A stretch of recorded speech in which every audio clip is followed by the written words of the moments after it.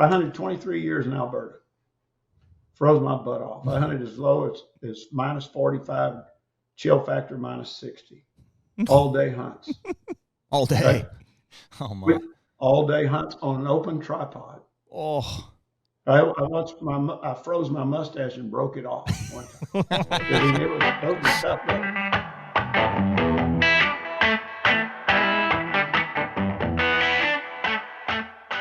The HUNTR Podcast is brought to you by Hoyt.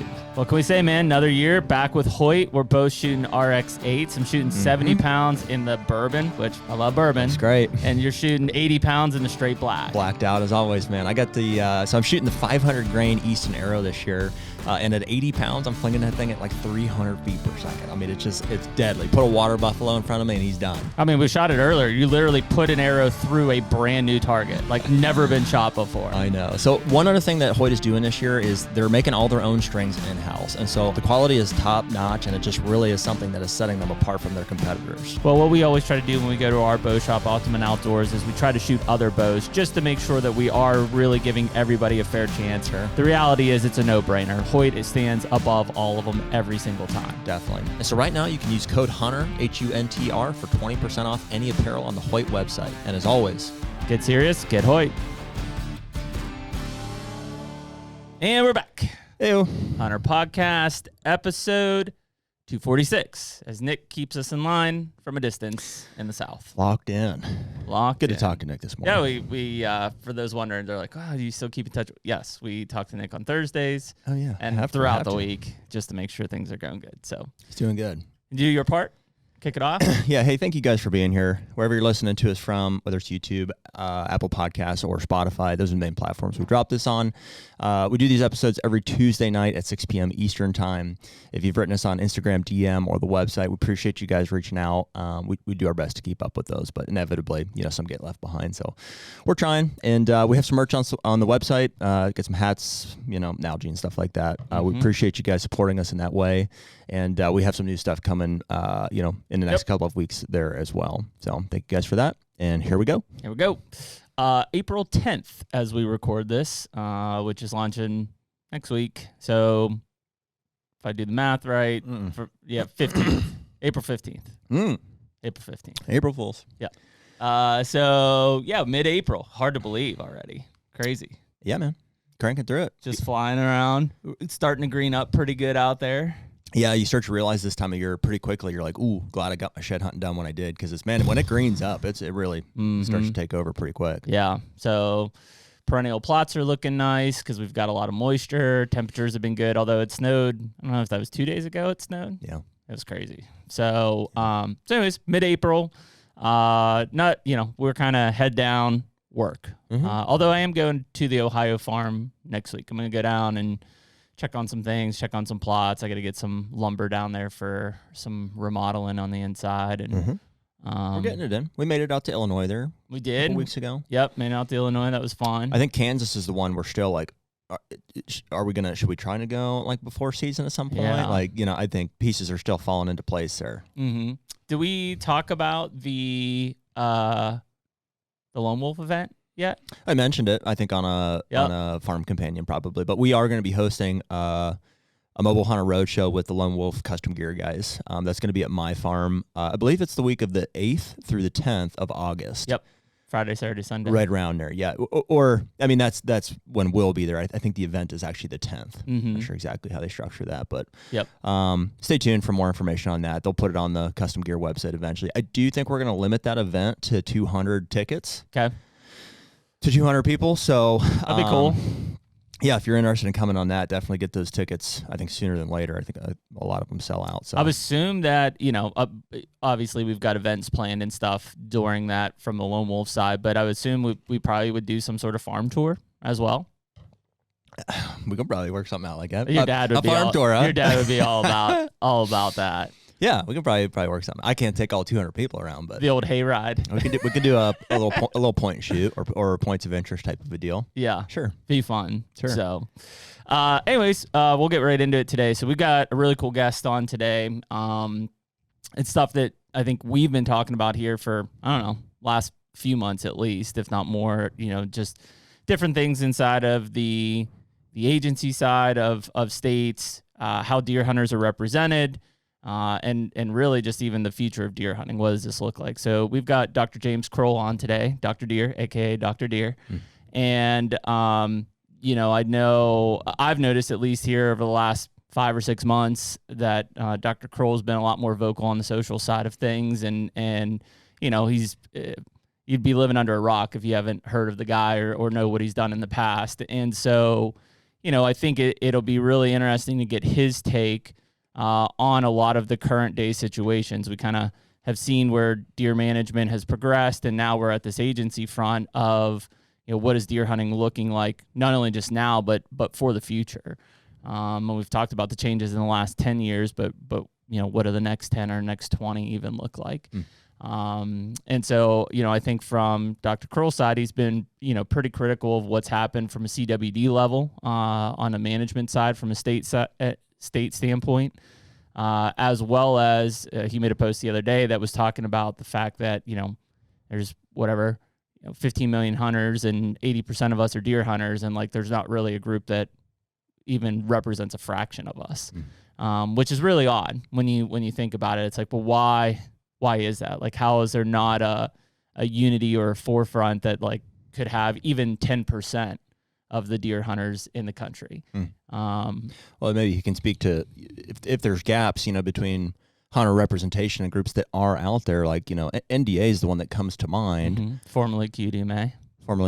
As well as yeah, but I don't think those guys ever exceeded 60,000 members. Wow.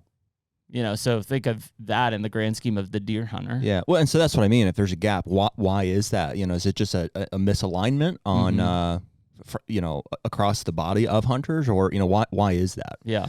I'm with you. You and I have talked a lot, you pushing more for it, but, and I'm kind of in agreement, right? But also wanting to see a clear path to what is this group? What does this group look for? Why has it struggled to get traction in the past? Why can't there be that alignment? Well, we've talked about, and so what you're letting on there, and we'll let Dr. Kroll chime in too, is we've talked about, and it doesn't have to be a hunter foundation, but we've talked about some sort of foundation that represents the deer hunters of the United States, and essentially holds people accountable for things that are happening at a state level, at a legislative level, that really can be a unified voice for those people. And people say, well, there's Sportsman's Alliance. And there you go. That's the other one I was thinking of. To a point, but if we're talking purely deer, right? Because that is what's carrying the majority of these states is deer hunters. And Sportsman's Alliance is more than just deer? Well, it's just all advocacy of hunting. So in fishing even, it's the whole spectrum. Yeah. And I guess not to belittle what any of those groups have done, and maybe it's just, you and I haven't fully done our research, is to say, what impact are those groups having, or, but yeah, it does definitely seem like, you and I are here sitting at our podcast table screaming about some of these issues that we think are a big deal, and there seems to be no. And a lot of the people listening are in agreement. Yeah. They're like, hey, listen, we've been talking about these same things. So clearly there's issues, there's frustrations, there are questions to be answered. And you do see some state bodies, Iowa being a great example with Taylor Riggin and yeah, the Iowa Sportsman's Club. The Iowa Sportsman's Club. We've seen some out of Kevin, with the Hunter's Advocate of Ohio stuff. And I'm sure there's others too, that are making yeah, Michigan United Conservation Clubs is another one. They're out there. And I think what we're talking about here is the desire to see not a federal, but just a national alignment of deer hunters. Of deer hunters, and just just a powerhouse to be able to advocate for those issues, or at least apply the states, the. And you got to have numbers to be able to hold people accountable. That's the hardest part. Is if you don't have the numbers, if you want to challenge somebody at a state or legislative level, really difficult without, some backing. That's why Iowa, I think, is so good, is that they'll march 500 people into the state capitol when there's bills on the table that they believe is going to hurt the future of Iowa deer hunting, and they make a difference by doing that. You don't see that kind of alignment across the board anywhere else. And no offense to Iowa, but it's, it's a mainly rural community. And so when you have 500 people marching together, like that's a big number. A lot of people. If you had 500 people marching on the Pennsylvania state capitol, it's not very many. When you got Philadelphia, Pittsburgh, Harrisburg, that are highly populated areas. So, yeah, I mean, I think that's the big aspect of it is what does the future look like, and who is looking out for the best interest of the deer hunters. And I'm not gonna. I'll let Dr. Kroll speak to his point, but like that's how I took it essentially. Cool. And I know that he's gonna keep fighting on it. So, anyways, why don't we bring him in and get rolling? Well, Dr. Kroll, we appreciate you taking some time this morning from Texas to join us, and we've been looking forward to this one. Like I kind of said pre podcast there, you know, it seems like here in the last 6 months or so that you've really kind of been more vocal on some of the social media channels. Not that people haven't seen you in a lot of places beforehand, but it's definitely garnered a lot of attention and I think appreciation from the deer hunting community, especially. Yeah, it needs to be said. Things are not all that good. Yeah. I've said sometimes that we hunters are living life like the wino who drinks his bottle with a sack around it so he can't see the end coming. And we need to start becoming more involved and more active. Hunters by their nature are disorganized. It's hard to get a group together. We're always fighting among ourselves, whether it be what kind of bow we use or high fences or who knows, what we should be planting for food plots and whatnot. And it's very frustrating on my Facebook page to have these important issues and somebody comes back and it's just talks about some petty problem. We're disorganized. Mm-hmm. Yeah, there's state agents, there's state organizations. Yeah, some of them are having some impact, but I don't want to sound like a Debbie Downer, but we're losing in a lot of places. It's time to either line up and fight or lose what we've all loved for hundreds of years. Can you point to what some of those major issues would be in your opinion, Dr. Kroll? There are a lot of problems. We start with that there's been a change in society.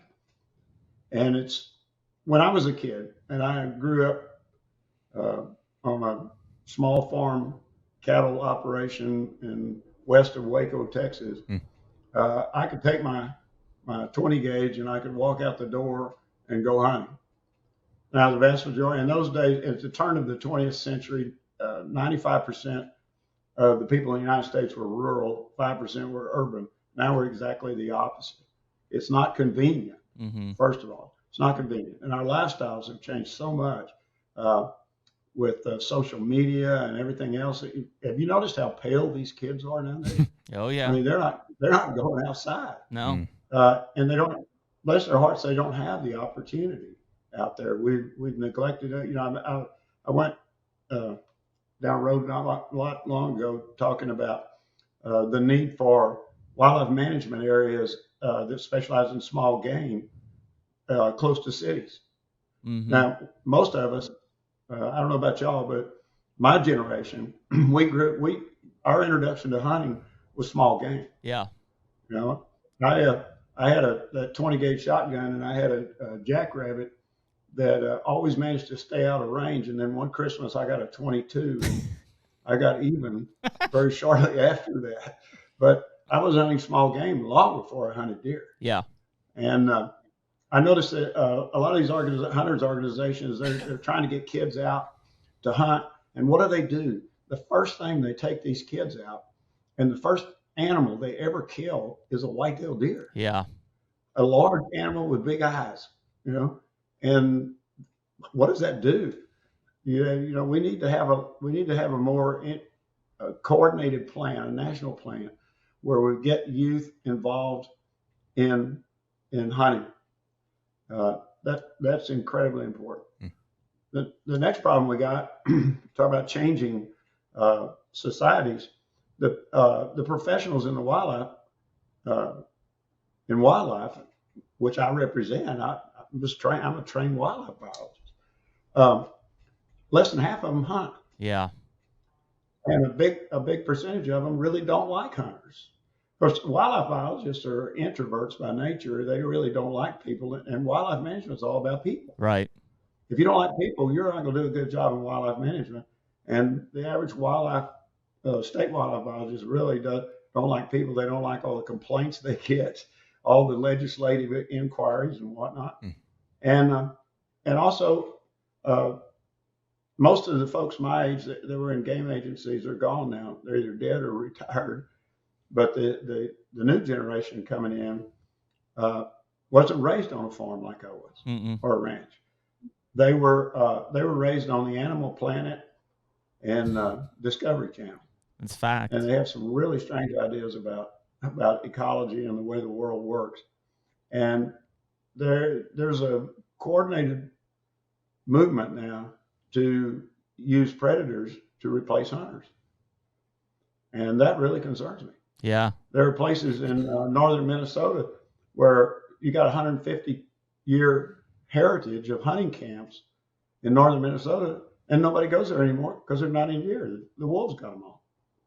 So, there's that big problem. And then the latest one, of course, that you've alluded to or talked about was chronic wasting disease, which came on the scene in the 60s and really was kind of ignored until it showed up in Wisconsin. But it was viewed as a hammer to do away with deer management. With deer management by private individuals, landowners, and hunters themselves. The things that a lot of professionals have really disliked for years, like supplemental feeding, even food plots, antler restrictions. There was one. We were at North American Whitetail. We were the guys that funded the original antler restriction research in Georgia, Micah Goldstein. And boy, they didn't like that. The agencies did not like that because they had a traditional deer management model where it was just antlers and venison in a pot. Right. They didn't care. They just wanted. It was in those days. See, I came through a time when the deer populations were building up and starting to explode after the stocking programs and that sort of stuff. And it was all about every year a state agency would release a press release about record deer harvest. And I was warning them. I was in Scotland with Dr. Harry Jacobson. We were warning about in the early 2000s. We were warning agencies that this was all going to come to an end, and it has. And there are no record harvests anymore, and I had to change our whole beliefs about deer management. When in those days when the populations were exploding, biologists would say ridiculous things like, when asked how many does to shoot, this one biologist, I heard him say, "Can you get 30-06 shells in 55-gallon drums?" It was just kill, because they were trying to get that herd to stop growing. And of course, they never succeeded at that. So it's an interesting world out there. And there's several other issues, but those are the biggest ones. Yeah. I guess I'd throw in one more, and that's fragmentation. Land is getting smaller and smaller, and the prices are going way up. Our research facility here, when I bought the first land in 1978, I paid $450 an acre for it. We just bought some land not too long ago, and I paid $7,500. Wow. In the hill country of Texas, which is the big deer mecca, they're selling land now by the square foot, and that's disastrous. The people who are buying that land are from California, or some of them from Pennsylvania. And they're moving on there, and they're not hunters, and they don't want hunters on the place. And now we're having incredible wildfires in central Texas because these people have moved on the land, and they're against things like prescribed burning. They're against hunting. They certainly don't have any cattle. And we just got through having a huge catastrophic fire that was caused by poor management of the land. So fragmentation is the other one. Mm-hmm. So there's a few really happy things to talk about. Yeah. If we can, but I mean, go ahead. We'll go through all of it here. But the one that's sticking out to me is we talk about it's interesting to see, like, in different parts of the country, it seems like, speaking to your second point there about doe harvest, basically, and in some areas, we feel like, hey, we have an overpopulation of does. We'll see, like, in Missouri, in Ohio. I know those are two places that come to mind where they're like, hey, we can't get hunters to kill enough deer, period, and specifically antlerless, almost to the point where Missouri's proposing ideas of, hey, we'll pay we'll pay citizens to put a bounty on them, type of a deer and of a deal. And then in other areas, like I would say North Dakota, Illinois, a handful of others, we're like, specifically Illinois, we're like, boy, we just it doesn't matter what we do, we can't get the deer herd back to where it was 15, 20 years ago, despite we would say loss of hunters, a perceived loss, reduced harvest. Enhancement of management efforts by a lot of the landowners. And so there's kind of a confusing, like, we're not sure what's going on. Why in some areas does it seem like we can't get the population back to where it once was, and in other areas we're overrun, it seems. Yeah, going back to when I started my career in the 70s, deer herds were coming back in most areas. There were no predators to speak of. There were no real serious diseases. Mm-hmm. There were no limitations to population growth. That's why we had that laissez-faire attitude of just shooting does, till the cows come home.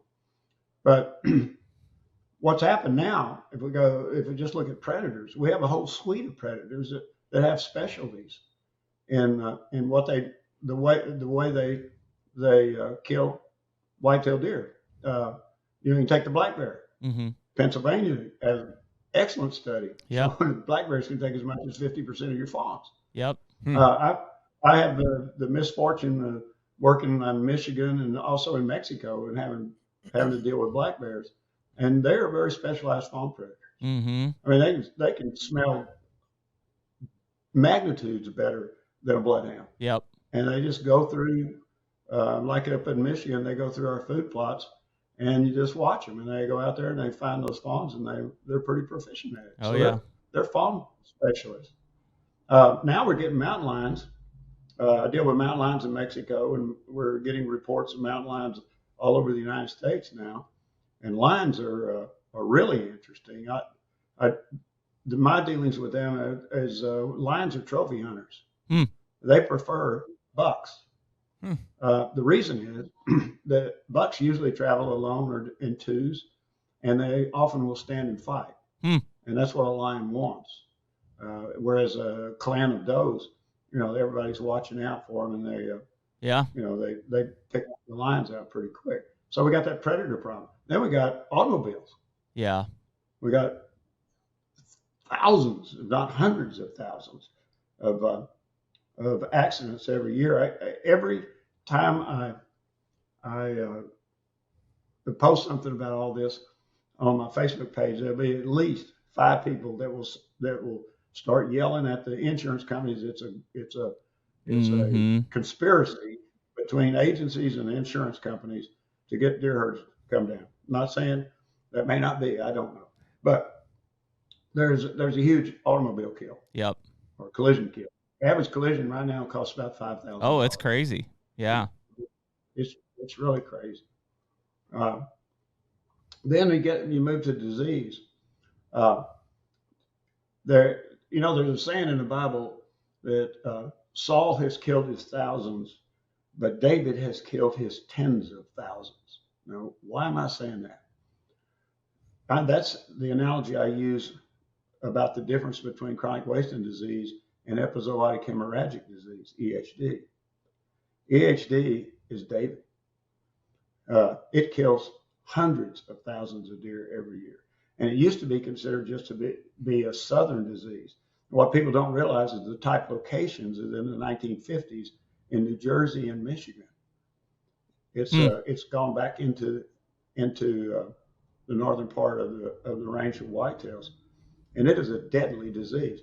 And one biologist colleague of mine made an incredibly ignorant statement not too long ago that chronic wasting disease was an unnatural disease, and EHD was a natural disease, and we shouldn't really worry about EHD. Well, I got some news for him. The EHD that's killing our deer is an exotic. It came here from Australia. It's a reassortment form, a recombination form of two different hemorrhagic viruses, and it's deadly. Yeah, it's deadly. You know, ask the people in Nebraska about it. Oh yeah. And I was looking at the mortalities and incidents in Ohio the other day of hemorrhagic disease, and oh my God, Off the charts. I mean, it's off the charts. Mm-hmm. And people are, they're finding these deer dead all over everywhere. Turn it around on CWD. How many deer do you find dead with CWD? Well, you know how many deer have died, documented by necropsy to have died in the state of Texas since 2012 from CWD? Maybe one. Wow. Maybe one. So it's and there's other diseases. And Dr. Jacobs and I warned about these diseases back at our presentation at the World Deer Conference. It was entitled "The Whitetail Deer, the Most Managed and Mismanaged Species." And our big point was the disease was coming, and you know, people ignored that till all of a sudden now. When I was the deer trustee, so-called deer czar of Wisconsin, appointed by Governor Walker, I was told by their state head wildlife guy that they didn't have any EHD in Wisconsin. And just a few months later, he calls me up and he goes, "We've got deer dying of EHD in southern Wisconsin. What do we do? But don't tell anybody. We don't want to lose hunting license sales." So it's out there. Those diseases are out there. And then these habitats are maturing. Yeah. They in the South, most of the rapid population growth that we saw in the South was due to clear cutting. Right. That we went into clear cutting about 1975, somewhere around there, and boy, we got a forage response, to say the least. Now all those forest stands are maturing, and the timber companies have gone away and been replaced by TIMOs and REITs, they're called, which really aren't managing. Mm-hmm. So we got a habitat problem, then a fragmentation problem. So it was easy to be a biologist when I started. Yeah. A deer biologist. Now you better know your stuff.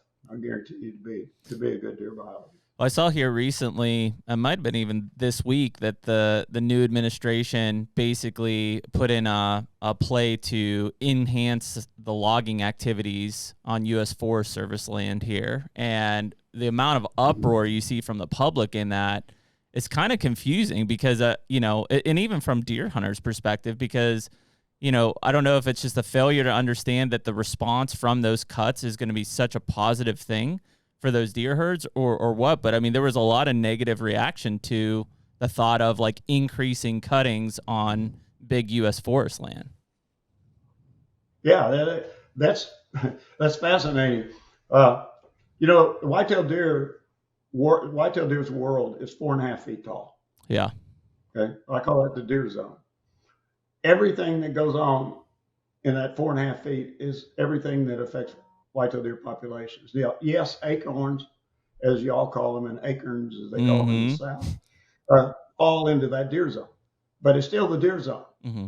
And I have spent the last 15 years roaming around the lands in Ohio, Wisconsin, Pennsylvania, Illinois, and guess what I'm seeing? And are thousands, maybe millions of acres that a whitetail deer would have to carry a sack lunch to get across. Mm-hmm. Everything is shaded out. Yeah. And what little is in the understory is people still don't understand that just because it's green doesn't make it deer food. If that's true, I can get me an old tire and a can of green paint, and I can make some deer food. but deer are very specialized eaters. Mm-hmm. They're not cows. Yeah. They certainly don't eat grass. Not very much, that is, unless they're just starving. But the food is disappearing, and the whole ecology of these old forests, or not necessarily just old, but crowded up forests. There are young forests that've got 1,100 stems per acre. Mm-hmm. 1,100 stems per acre, and we recommend about maybe 100, 60 to 100. Wow. To get light to the ground. So we've got some real work to do. Yeah. But we've neglected all of this, and we certainly, one of the problems we saw in Wisconsin was that the agency refused to work with private landowners. 80% of the wildlife lives on 60% of the land. That 60% is privately owned land. Mm-hmm. The majority of endangered species live on private land. Aldo Leopold knew that, and knew that the future of wildlife management would be working with private landowners. But I was told by by the head guy in Wisconsin that they viewed working with private landowners a violation of the North American wildlife model. Jeez. So there are some wonderful winter stories. Mississippi, for example. Mm-hmm. Mississippi State University, it started with Dr. Jacobson and Dr. Gwynn. They started what became called the Deer Management Assistance Program, DMAPS. Yep. Where they were working with landowners. And extension, it's essentially extension. Matter of fact, that Aldo Leopold talked about that we needed extension in wildlife management. Yep. But we don't have it. And so getting these landowners, you got a two-headed problem there. One is getting landowners educated and about how to manage deer and other wildlife, and then helping them.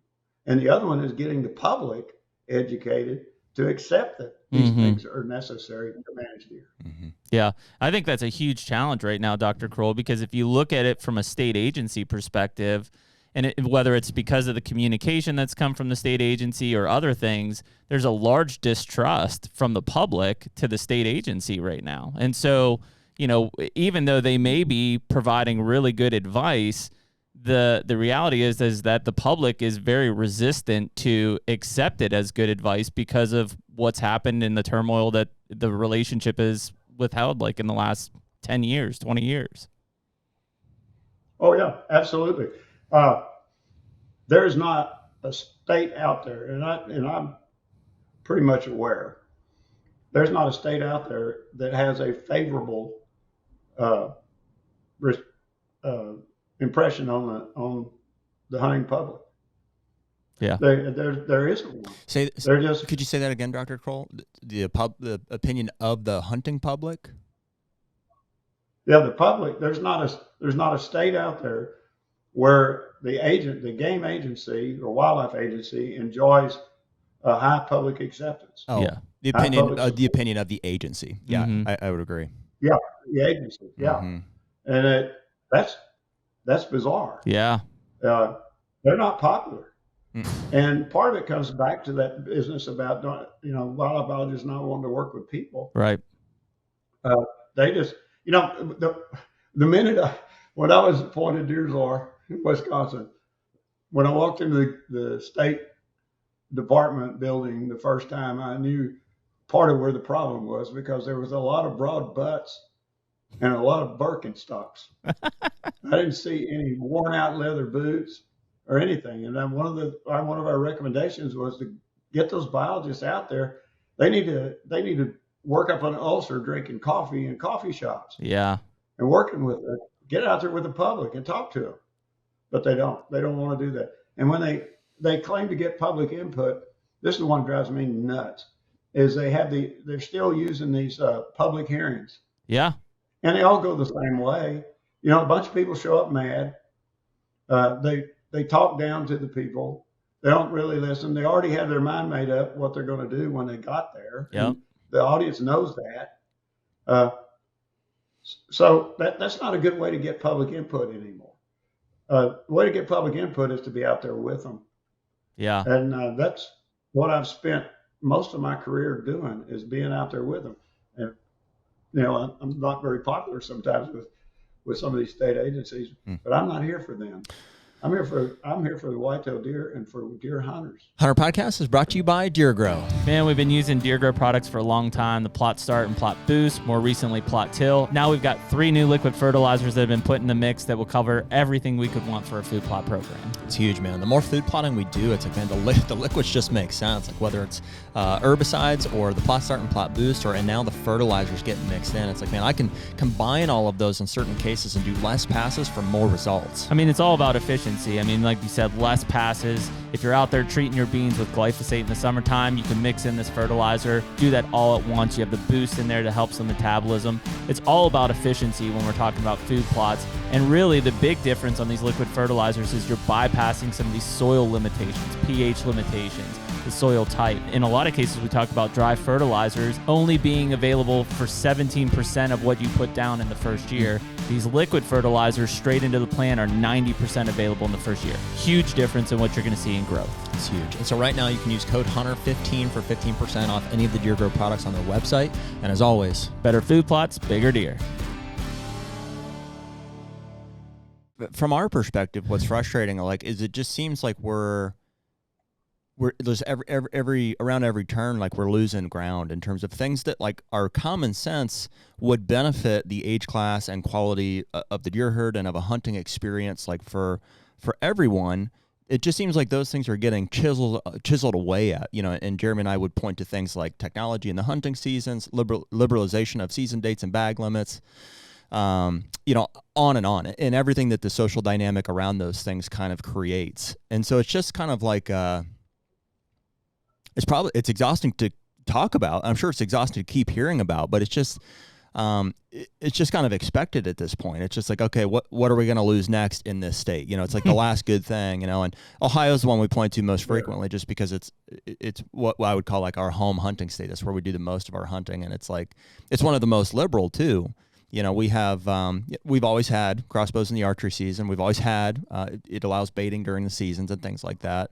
And add on top of that, any technologies that have developed over the past 10, 15 years, like cell cameras, you know, box blinds, all of those things are, you know, in one pot there. And so we can pretty easily look and say, well, hey, you know, the way to improve the quality of the deer herd is, you know, reduce our effectiveness at killing them, or at least killing the specific group of, you know, mature or semi-mature bucks. You know what I mean? That should probably be a little bit more challenging. And everybody would benefit. And they just continually are like, no, that's not it. They're like, you know, we think we're just going to keep making it. We're going to just keep making it easier. It just seems like a constant appeasement of either the general public or lobbying groups from, you know, whether it's crossbow companies or, you know, whoever's doing the lobbying or advocating for opportunity. And it just seems like we keep losing ground in that department. And Jeremy and I are like shaking each other, like, when are they going to realize that this opportunity is actually taking away from the experience and is ultimately going to be the reason that everybody quits? They're not going to have anywhere to go, and the places they do go suck. Yeah, it's so complicated now. Mm-hmm. You know, you're absolutely right. I think we'd have a rubber band season if the rubber band shooters would just put pressure on it. You know, it is so amazing, the seasons and bag limits and all that. You've got to have a lawyer to go hunting. I'll tell you a story. I have a friend who's a retired game warden here in Texas, and he went in his last year of being a game warden. He went into this camp in Central Texas, and the camp was occupied. It was a lease place that these guys had this lease for like 40, 50 years, and they were all old. And anyway, he was met at his truck by this old guy. He said, "Thank God you're here. I need your help." And he goes, what? He said, come here. And he goes over and he's got a buck hanging up. Okay. And on the antler of the buck is the entire hunting license. He said, I don't know what to do here with this. Is there a tag? What do I do? All that. And this was one of those rare wardens that viewed his job is to facilitate, not regulate. And he said, oh, here, let me help you. So he took the license off the antler and he cut out the tag and he filled it out and he put it back on. He said, now, next time you kill a deer, you'll be able to do it. And the guy said, no, sir, I've had it. This is my last hunt. Mm-hmm. If I have to get a lawyer to hunt, I'm not going to do it. Hmm. And then the other thing is, how easy is it for a youth to hunt? We're not making it easier on youth to hunt. We're making it harder. Yeah. And then there's an attitude out there that a lot of things drive me crazy, but there's an attitude out there when we have a youth hunt, all these hunters are against it. Oh yeah. Because they think these kids have got an advantage over them. And then of course they always come up with, well, yeah, his daddy really shot the deer and blah, blah, blah. Do we see that? Is there It does.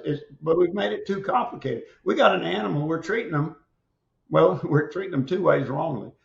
First of all, we're treating them like they're an endangered species. Mm-hmm. And the other thing is that these states have turned whitetail deer into vermin. Yeah, I would agree with that. Considered vermin. Yeah, that's a shame. That's the hardest one for me to understand. Like we talked about it earlier, Ohio, Missouri being ones where they're like, we're not killing enough deer. I mean, kudos to the hunters of Pennsylvania. We still kill almost twice as many antlerless deer as we do antlered deer, and part of that's because of the antler restrictions, right? But and the culture here, and the culture. Mm-hmm. But if I look at it, it's most of these states have the mindset of basically kill as many as possible. Like that is the management mindset. It's we have to control this population. Even now they'll say that the population is out of control. It's expanding too fast. So we basically need to kill as many as possible, which is why the opportunity keeps coming back, is they believe that they have to make it easier to kill more deer or the populations are going to be, run wild, essentially. Well, that's the miss right there, Dr. Kroll. We see we're like, if we can follow the chain there where they're like, okay, we have too many deer, so we, we'll start with more tags and then we'll give them the tools to do it. And what we see is hunters acting on that. It doesn't give the result that's intended. They don't go and kill more does. They use all those things to their advantage to kill the buck that they want to kill, because that's what guys are out there for, in these states that we're talking about. And so it's a miss. It seems like a miss prescription. Like it's not being used the way that it was intended. Yeah, deer management is site specific. Every piece of land is unique. Another problem they had in Wisconsin was, and they still have it because they wouldn't go along with what we recommended, was they managed public lands the same way they manage private lands. Mm-hmm. And they have to be managed differently. Oh yeah. And again, if in the case of private lands, if you work with those landowners, right, they will help. They will get involved in management.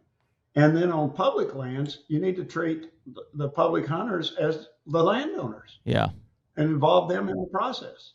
If people are involved in the process, it's hard to criticize things that you help make the decisions on. Mm-hmm. So it's very, very site specific, and they just paint with a broad brush. We went back to the county level. We had county committees set up. They're called CDACs in Wisconsin, where we have simple. First of all, figuring out how many deer there are on the landscape is the La Brea tar pits of wildlife management. You can't do it, and they're not going to believe you if you do come up with a number. Okay. What we said was the simple decisions are, what do you want to do with this deer herd? Do you want less deer? Do you want to maintain the population, or do you want to increase the population?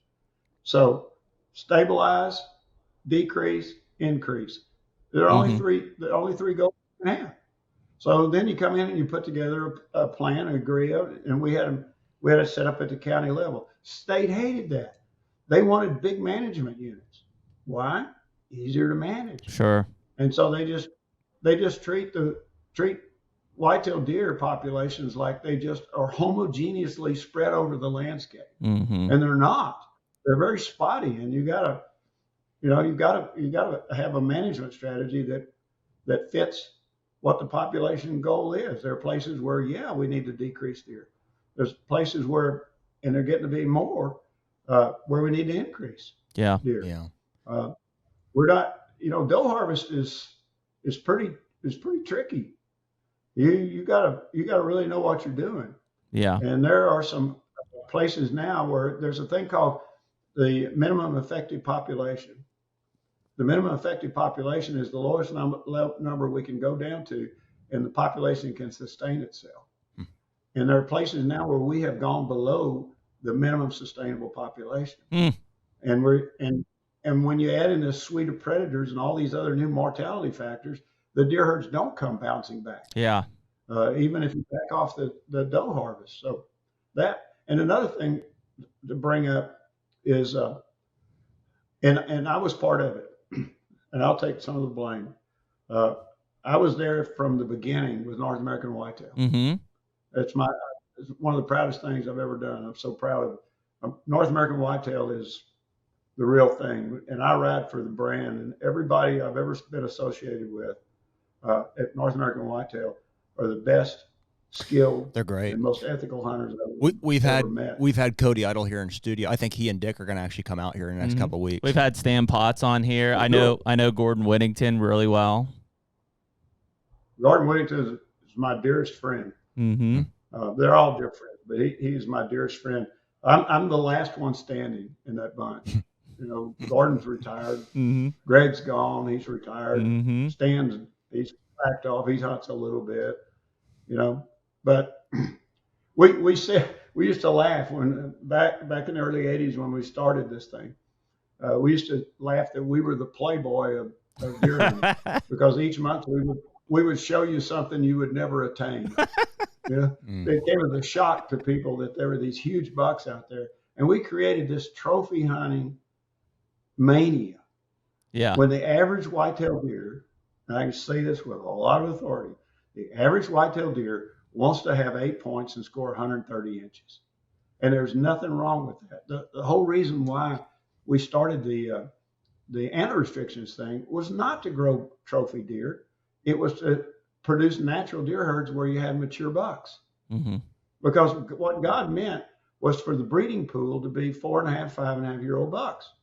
When you got teenagers out there breeding, that's not doing us any good. Yeah. That was the whole reason behind it. And the side benefit, the carrot that we were using was it got older bucks and got bigger bucks. Mm-hmm. But we really created a monster with this trophy thing.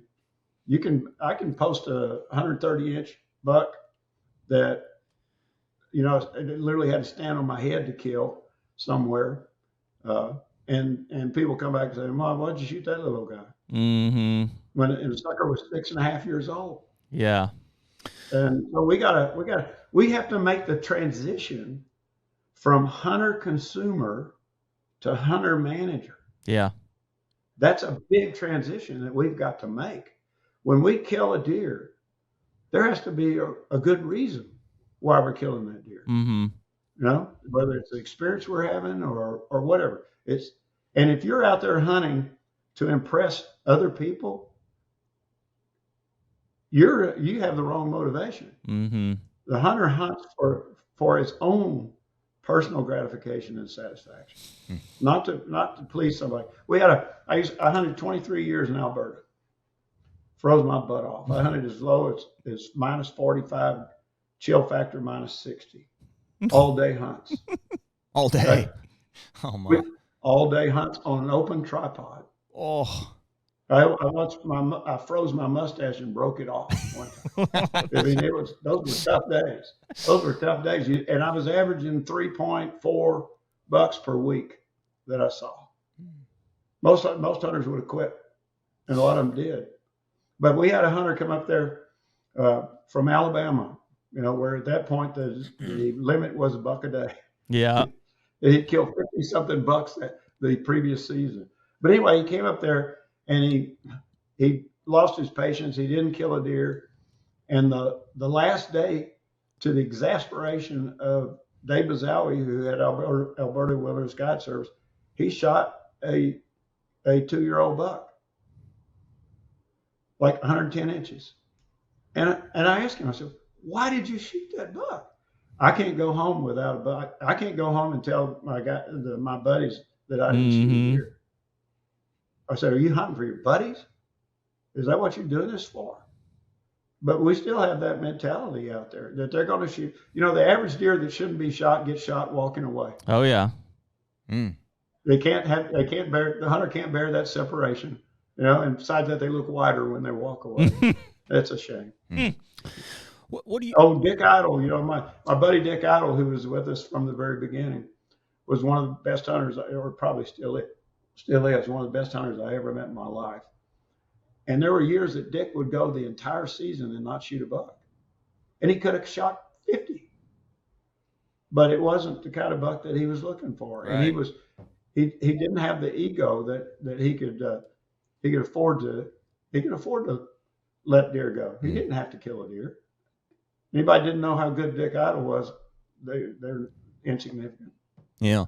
It's an interesting phenomenon to try to relate. You know, I know people, you know, seems like my dad's generation. So Dr. Kroll, I'm 32, Jeremy's like just 41. To just give you some perspective like on it. So my dad is in his late 50s now. My uncle's about 60. And it seems like that generation especially, and maybe it's just because I have the most experience with, but my dad, my uncle, a lot of their friends, they really struggled over the past couple of years, and they've gotten a lot better, but they really struggled to get out of that, like, I kill a buck mentality. Because it seemed like for so long, that was the determination of a good, especially a bow hunter. You're like, I got my buck this year. And it's just interesting because I was never really a part of that. Because my uncle, by the time I was ready to get into hunting, had found himself, you know, chasing more trophy type animals in Pennsylvania, you know, 3-year-old and older deer, you know, racks were something we were interested in there. So I kind of skipped some steps, right? And I got into that quickly. And so it's interesting now to try to, because I know a lot of guys that still are in that mindset of like, it's really hard for them to not pull the trigger. Sure. And not from a place of ego or anything. I'm just saying, I have not experienced that. I'm just like, I'm almost the other way. Then I'm like, if I shot something that was not like going to blow me away, I'd be like, I'm almost disgusted with myself. I'm like, why did I killed this thing? And for what? Like, I'm not even happy with it. And maybe neither one of those is the right place to be. Maybe somewhere in between, you know, we're trying to understand each other. But I think the bigger question there, Dr. Kroll, is like you said, you were part of North American whitetail like in the 80s. And so 40 some years have passed now. A lot of people point to like an antler craze, you know, or just the industry sexualizing big bucks as kind of like a part of the problem, if there is one. And definitely, I think that has happened. People, you know, myself being one of them, were highly motivated by old bucks with big antlers.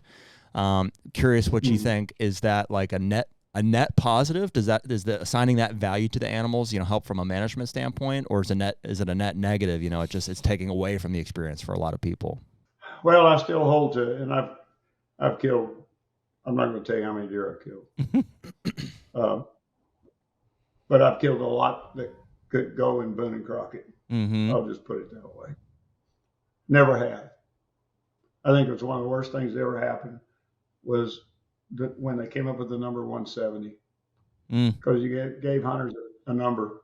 You gave people something to shoot at, you know, excuse the pun. Yeah. But antler disease can be fatal. How many of us deer heroes have fallen over the years, over my career, breaking the law or breaking the rules or doing something unethical? And why? Because they succumb to that pressure. Yeah. I think if ever, I don't even like any scoring system, but the best scoring system out there would be whatever the antlers scored multiplied by his age. Yeah. Yeah, that would be a real good scoring system. Oh, interesting. Then they would argue about how old the deer really was. Mm-hmm. But my That's a great colleague idea. and buddy Forrest Gore, who's the editor of Texas Trophy Hunters and has been forever. Mm-hmm. He by the way, he's an exact duplicate of Gus McCrae from Lonesome Dove. Yeah. He's unbelievable that he even lost a leg. So he's an incredible guy. But he and I have been struggling for years to come up with a scoring system for a hunting experience, deer hunting experience. Mm. What was a Boone and Crockett deer hunting experience? Mm-hmm. Now I'll tell you a little story if y'all will humor me here.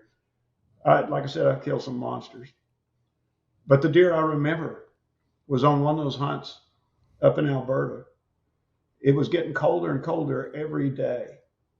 And on Wednesday, the Mountie, who was one of our guides, walked in the door and said, "Men, it's minus 45, your temperature."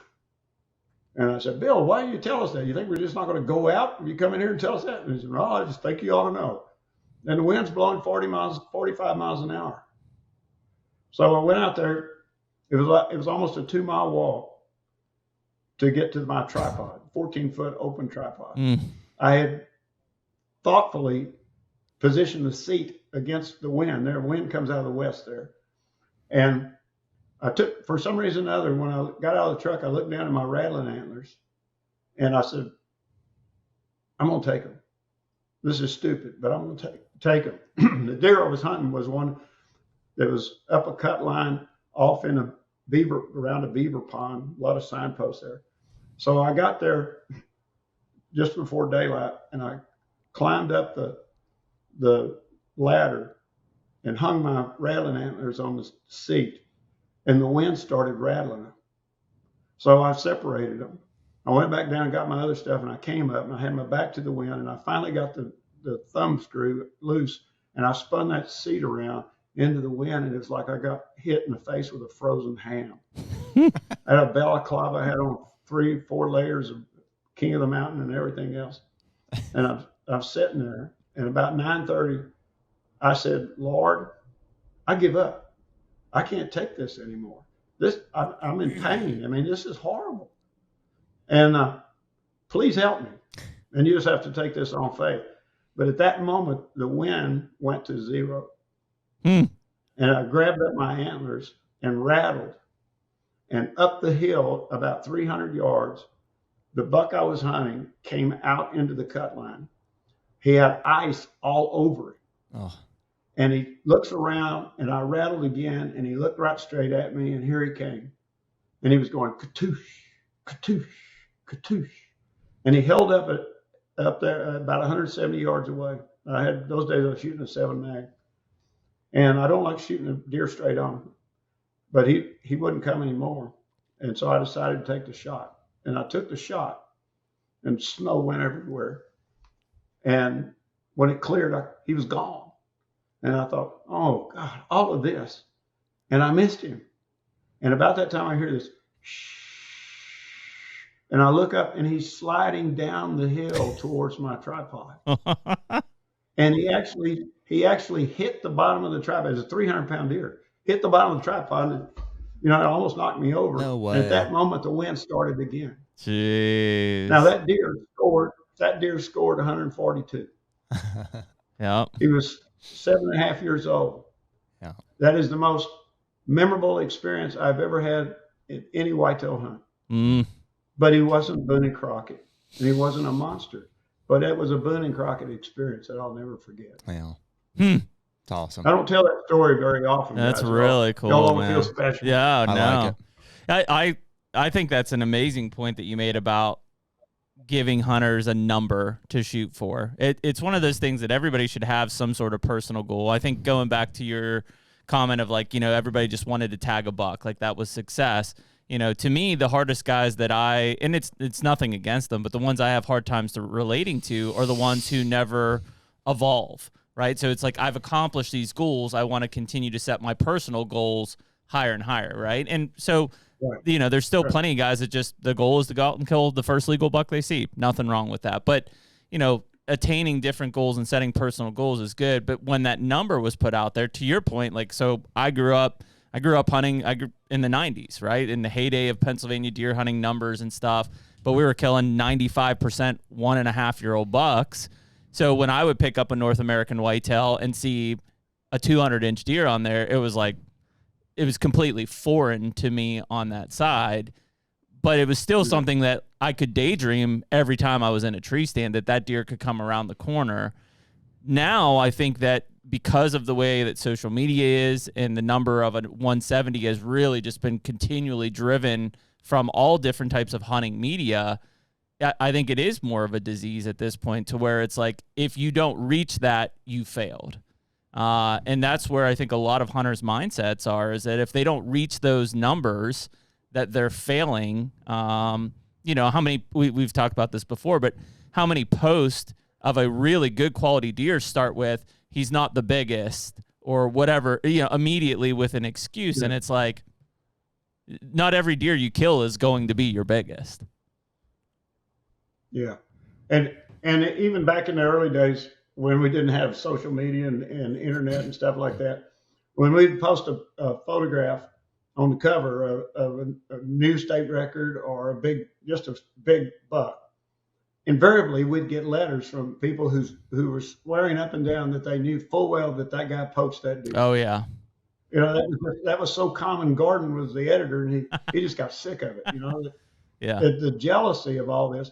If one of you guys went out and killed the new world record this next season, you have not done anything to keep me from shooting a new world record. No. Someday too. Mm-mm. And it's the jealousy of all this is so difficult. You know, I love working with women hunters. Women hunters, they'll pass up deer. Yeah. You know, they don't have in their mind. My daughter's a beautiful example. She won't shoot a deer unless it's better than she shot before. Yep. She'll just let it go and not have any remorse whatsoever. And the other thing about women is they're more patient. They don't have as big an ego, and they're dadgum better shots. Mm-hmm. And they don't want to hurt a deer. They want to kill it. Yep.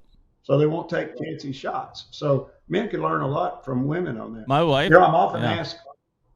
As I say, my wife's the same way. What's the secret to killing? Yeah. She'll shoot. She would rather shoot, unless it's like a fully mature buck, and she would rather it be 100-inch 5-year-old than 180-inch 5-year-old. That's just her mindset. She'd rather kill an adult doe. Like she'll pass every buck up unless she knows there's a just nasty old mature buck, and just shoot adult does, and she's content. The obsession, it seems, works against us. Like the three of us, I'm sure we've gotten so worked up just because we've thought about it so much. It's like, you know, that Iowa trip, you know, for example, it's like, man, I thought about it since I was like 15 years old. And I would go to bed dreaming about it. I would think about the kind of deer that we would see. And then when that moment happens and that 187-inch deer steps out in front of you, it's almost too much it's too much. It's too much to handle, you know? And it's just like, odds are you're going to mess it up. And or misidentify a deer or whatever. And so in a lot of ways, the things that drive us to get a goal in hunting are the things that cause us not to reach it. And so some people, not saying that women are not as obsessed with it, you know, but in most cases they're not. Or kids, you know, they haven't had as much of a chance to think about it or dream about it or realize what's happening in the moment. So they're just like, which is my pet peeve. And it's nothing against the kids that are able to do it, but like when I see a kid getting taken out, to your point earlier, Dr. Kroll, about not small game hunting, and the first animal they're killing is a 170-inch buck, I'm like, where do you go from here? You don't even know what you killed. Yeah. I'll tell you where they go.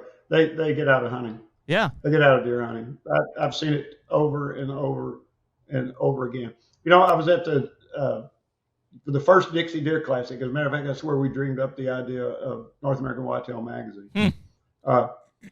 And this guy came up to me. I gave a seminar on patterning, which was brand new in those days.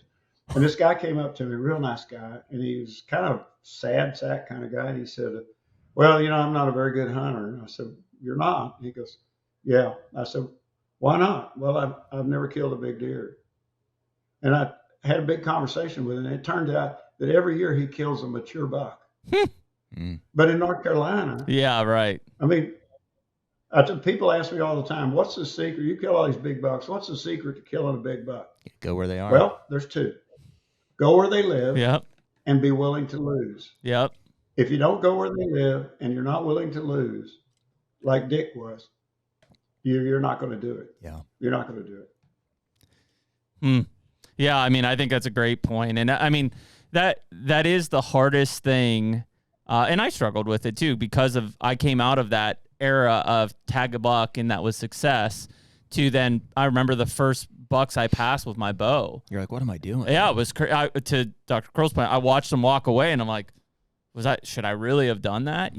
But my lesson was learned when I shot a 1-year-old 7-point during opening day of rifle in Pennsylvania. And 10 seconds later, probably a 3-year-old 20-inch wide 8-point walks right under my stand. And it was like, oh, that's why you pass those, And so you have to have one of those aha moments to realize like these are those things. And so, I just think that for a lot of people, it's the outside. I mean, how many people now, even listeners of this, we've had a couple recently that have said, man, I'm really trying to kill a 140-inch buck this year. And that's great. Like set a goal for you personally.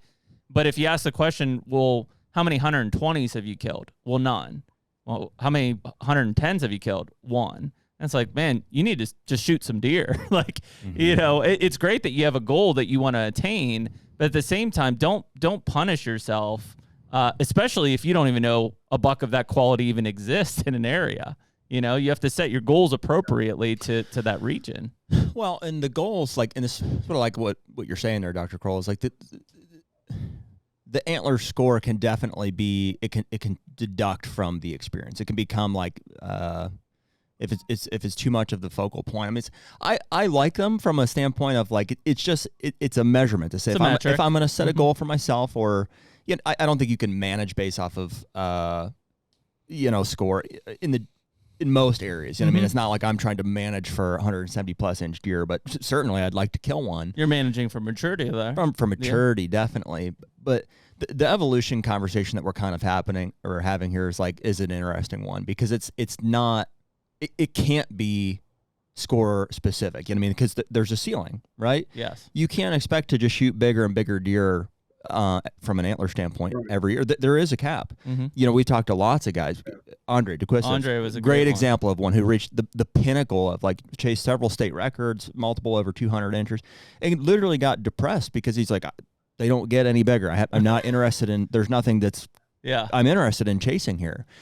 And so the realization of that, though, and combining it with, age is the same way. They only get so old. So they only get so big on the antlers. They only get so old. So in the midst of that, you have to find a way to, I think still enjoy hunting and create experiences that are meaningful to you in the field.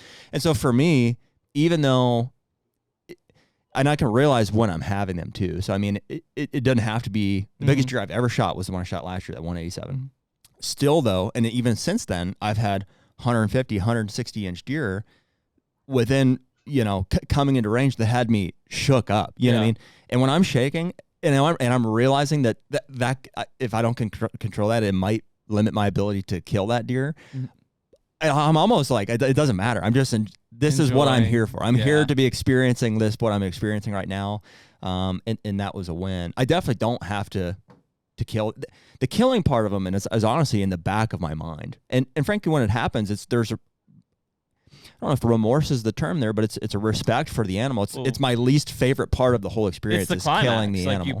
You pinnacle out, and then everything from that end it's done. Like the chase is over, the pursuit is over. I know. Like everything. Yeah. And so that especially when you're talking about guys like us who are really involved in the management of deer on particular properties, is there's usually history and a storyline there. So when you kill that deer, it is the pinnacle, but it's, you wake up tomorrow realizing there's not a thought process of how am I going to pattern him? Where's he going next? It's over. Game's over. And the experience that I wish that everybody can have it. I think you just have to realize when it's happening. It's it's the ups and it's the downs, in the same way of the entire pursuit of, and I can't even say it's animal specific.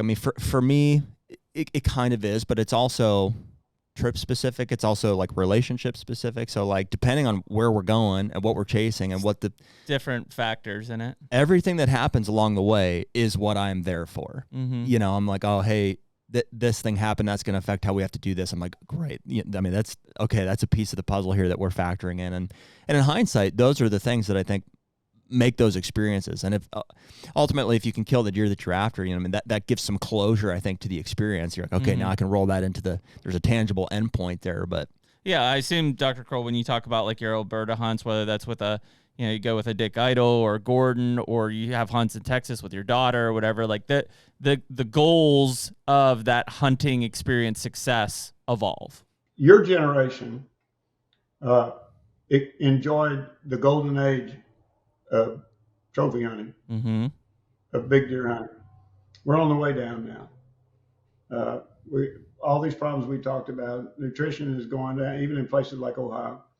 And we've been high grading these bucks. Oh yeah. For a lot of years now. I was involved in a multi-year study.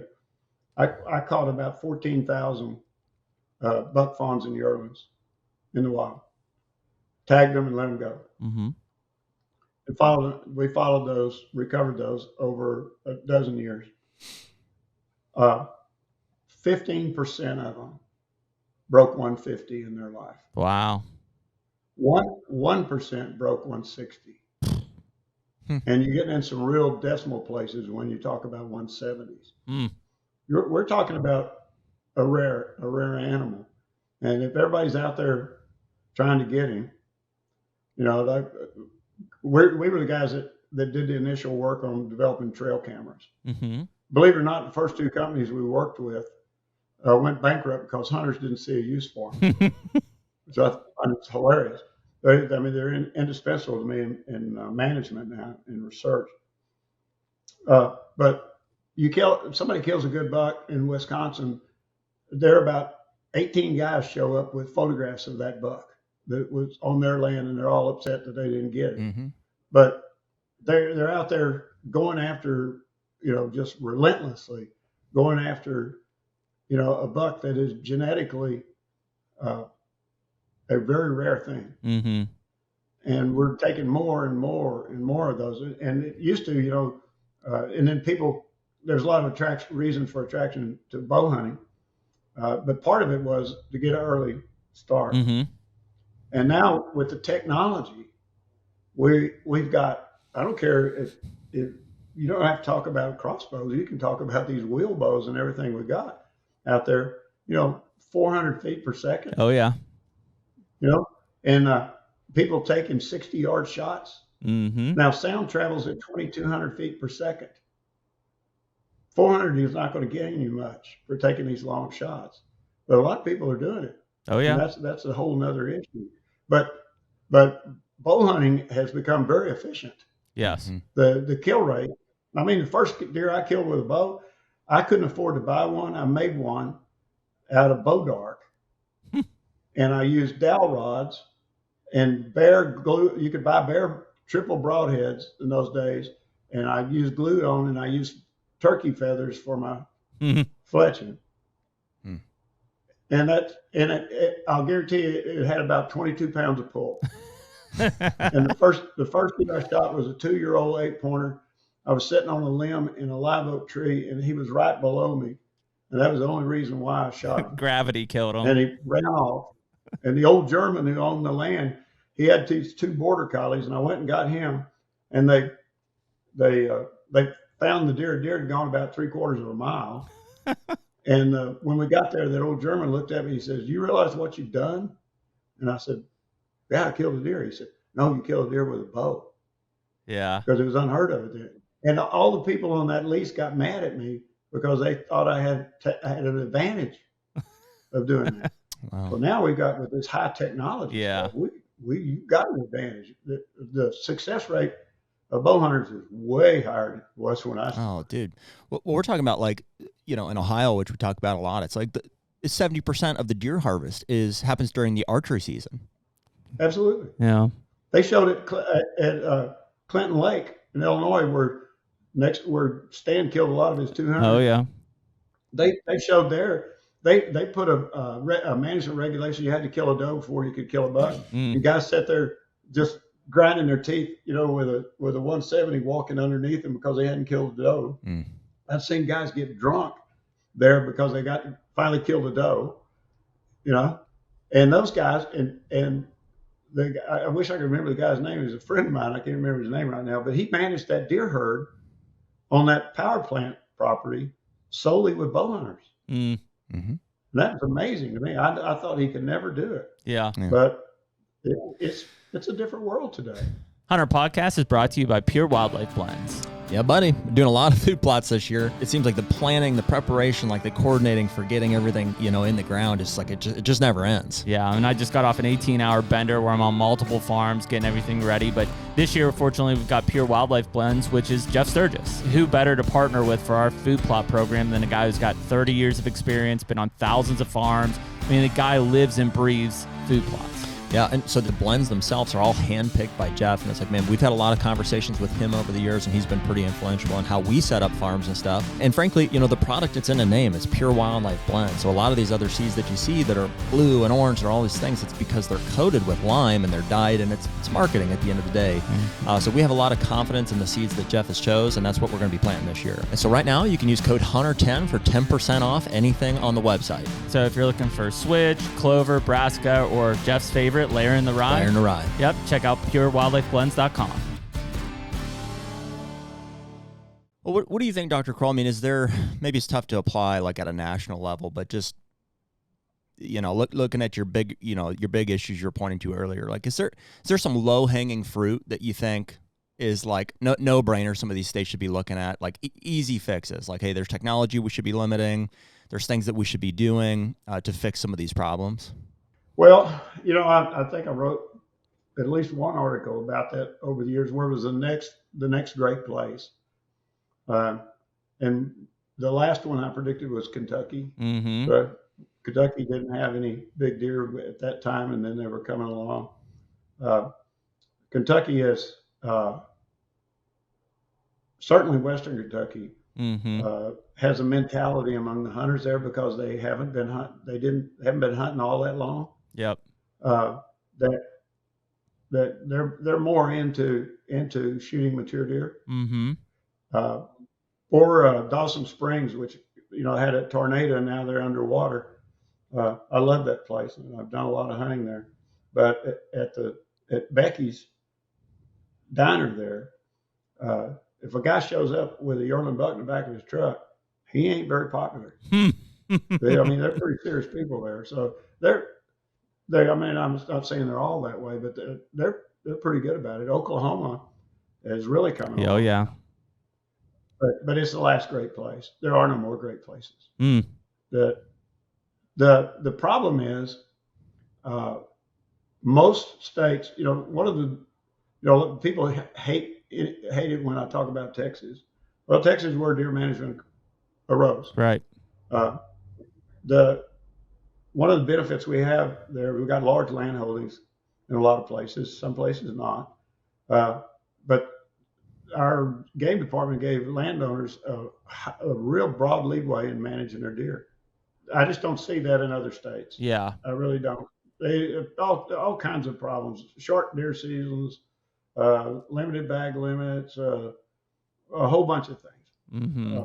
A lot of I'm not a fan of multiple buck tags, but one of the problems is if you're trying to manage and you've got one buck tag, you got a hunter that's going to shoot the best.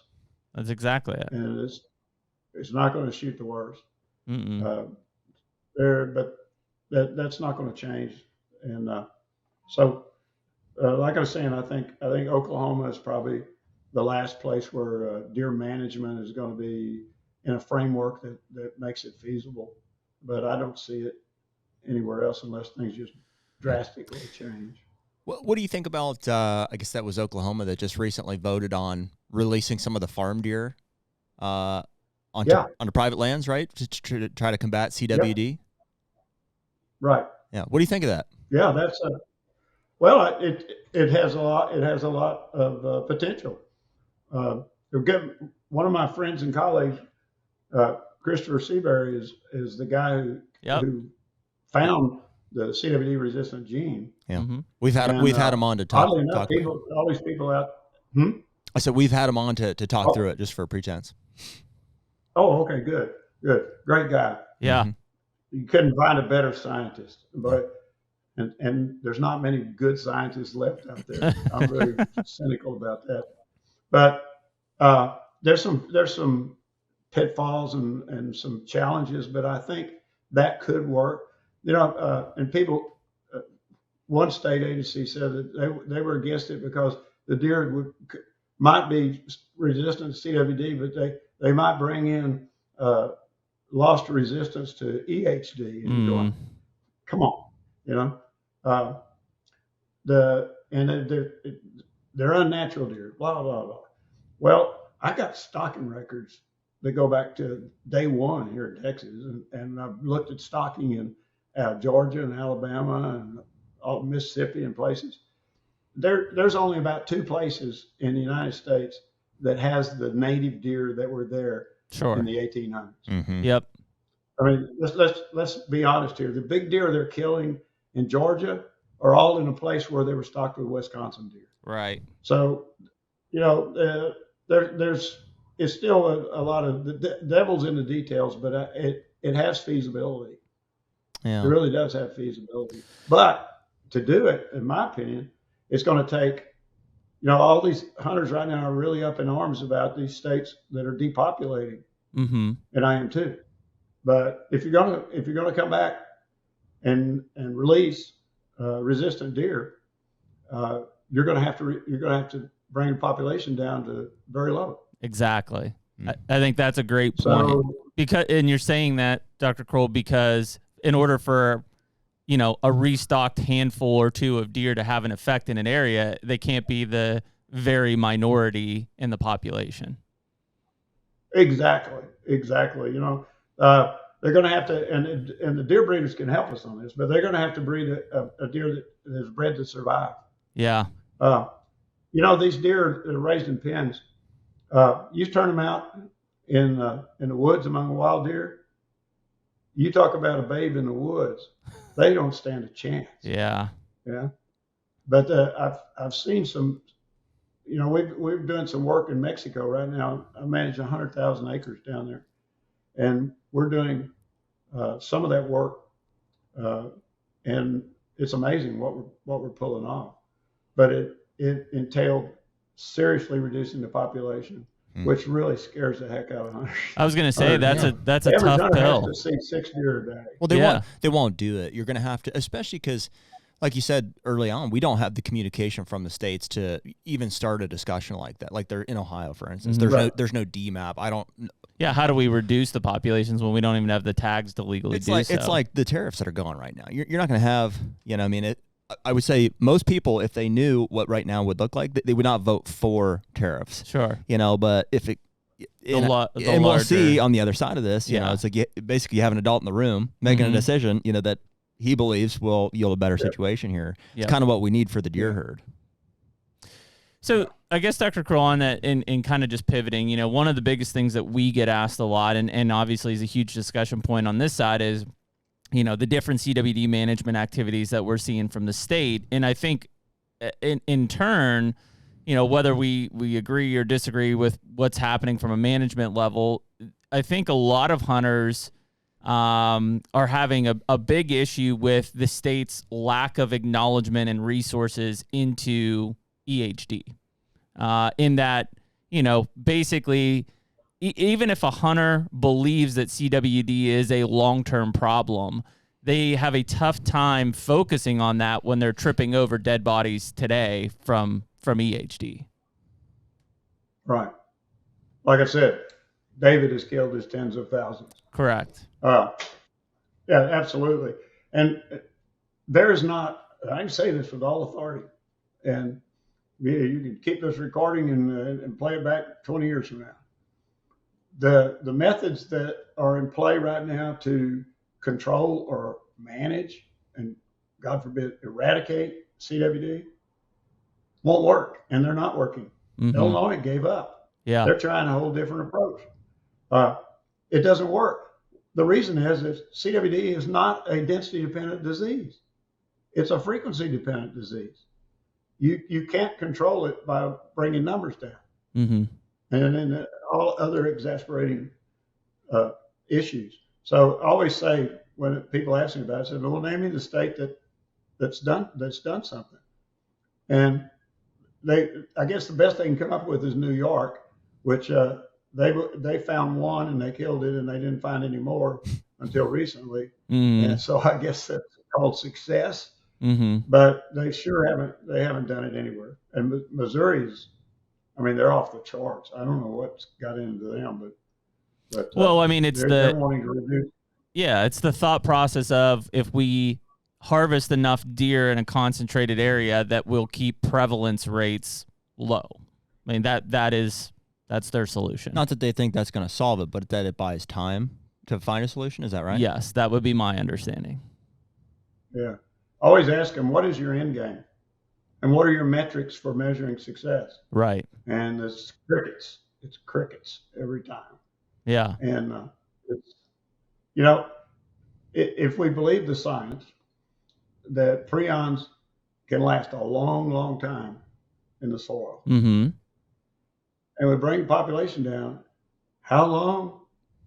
And if it actually worked, it won't.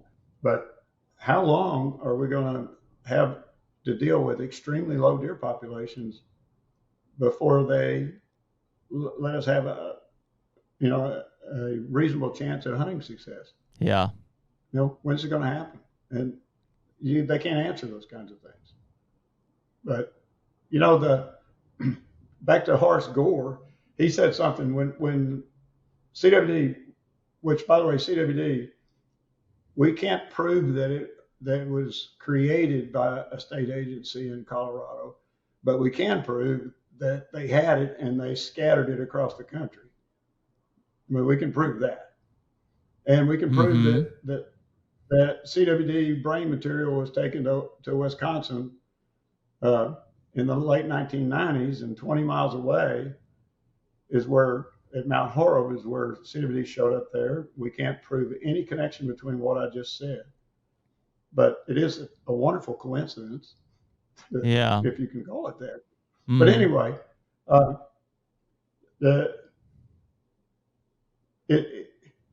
you got something that has been perpetuated because of activities by state agencies, and then they come back and impose these draconian things like it's everybody else's fault. Yeah, like it's private landowners' fault or deer breeders' fault. I can criticize deer breeders all day long. I know all their secrets, and I know all their good points too. But they didn't create CWD. Yeah. Well, why do you think that the state agencies are failing to invest into, I guess, EHD research in the same way? Money. There's $72 million divvied up every year from the government. For CWD. Solely for CWD. Mm-hmm. There's $0 for EHD. Follow the money. That's where it's at. There's the two greatest corruptors of human beings are power and greed. Yeah. And like I said earlier when we started, when CWD showed up, it gave certain folks a hammer that they could use to right all the wrongs that they had seen and thought about deer management in the past. It also created a lot of careers, and it's putting a lot of money out there right now. I saw the budget for one of the, I forgot what state it was now, the budget for CWD, and the vast majority of the expenditures came from federal monies. Why is so much of that? The money. Yeah. Why is that? I'll tell you how I can eliminate this hoopla over CWD is cancel the funding. Yeah. And then you won't hear about it anymore. Why is that funding getting allocated there, Dr. Kroll? Why is it going to CWD and not also EHD or EHD instead? It was sold in Congress. The congressman and Senate, it was had a high vote approving it. they were sold that if this is gloom and doom, the world's going to hell in a handbag, set their hair on fire and run down the road. And they appropriated the money. But, there's not a dime appropriated in it for looking at genetic manipulation. Yeah. Not that I've seen. Maybe they've changed lately. I hope they have. But it's a money and power thing. It's just that simple. Well, I mean, complex at the same time. If we look closely at, the Wisconsin areas, the Arkansas, the Tennessee areas that have, 50+% prevalence rates, I mean, what do you see happening in those areas in the future, Dr. Kroll? I mean, we just had the Wisconsin DNR guys on, and it doesn't seem like populations are declining there. Like, they seem pretty stable, with 50% prevalence rates. We also don't see the prevalence rates going up either. Like, they're kind of there's also stopped efforts. They've basically stopped doing anything. Yeah. Right. Correct. Yeah, from like an active pursuit of it. Yeah. So I guess what do you think happens in these areas? Like, they're just, now it's hands off, prevalence rates are high, which if we listen to the states are saying that's bad, right? We don't want 50+% prevalence rates. That's going to lead to trouble. I mean, do you see populations declining in these areas in the future? Well, first of all, there's not a 50% prevalence rate. I have all the data. Okay. Every last number. The highest is in the high 20s. Oh, okay. For the four counties, the original counties, which are Dane, Iowa, Richland, and Sauk. Yep. Those are the ones that still have the highest prevalence rates. As you get away from there, which tells me that they're probably genetically prone to the disease in that area. But in the last 3 to 4 years, that rate is, with the exception of Richland County, has pretty well leveled off. What's interesting is I also have the reproduction data for the state of Wisconsin by counties, and their fawning rate, their fawn crop is around 80%, which is incredibly high. There's some contradictions there. That one part of their agency is begging people to kill more deer in southern Wisconsin. Yep. And another part of their agency is telling everybody that deer are going to go extinct. Now, which one is it? Yeah. When in 2002, when it showed up, I was on national television and I said that I had profound faith in the whitetail deer to solve this problem. And the whitetail deer will solve this problem. The thing and I also said two things. I said, unless you can say yes to these two questions, it's not a problem. Number one, will it devastate deer populations? Number two, can humans catch it? So far, the answer to both of those has been no. Now, Wisconsin has got some modeling data that claim that they're showing a decline in the deer herds in southern Wisconsin. But again, tell me which one is true. You got data that show this, and you got comments, a computer model that shows this, and you got a high fawn rate. What is it? Right. Let's find out. But and the science is pretty solid that human beings can't catch it. Yeah. How many millions, billions of pounds of venison have been eaten since 1967? Right. Yeah. And not a single case of variant Creutzfeldt-Jakob disease has been reported. Yeah. Not a single one. And the University of California did a study that they identified a barrier in humans against the prions from deer. Now, when you bring that up, the state agencies are always talking about, we follow the science, we follow the science. Which science do you follow? Right. Do you follow peer-reviewed science? They keep pointing to a study that never was published up in Canada that these people managed using some of these Frankenstein experiments to infect some macaque monkeys to get a handful of them infected finally. There's been a lot of research that just scares the living daylights out of me and it is Frankenstein research. They're pumping brain homogenates into the brains of healthy deer. They've done that. They've force-fed feces down fawns' throats. They've force-fed urine down their throats. It's some really horrible stuff has gone on out there. Wow. They've run it through other species several times to increase the virulence of it. I mean, this is not my opinion. This is all published peer-reviewed science that I posted one of the studies in Wisconsin the other day on Facebook. That's scary to me. Yeah. I mean, if we believe what the facts are, that deer and elk that cohabited with sheep from a scrapie research program in Colorado, Yep. were the first ones to be reported with the disease, and sheep scrapie has been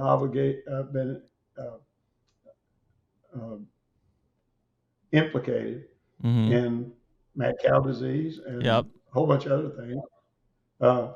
And scrapie has been known in sheep for 400 years. I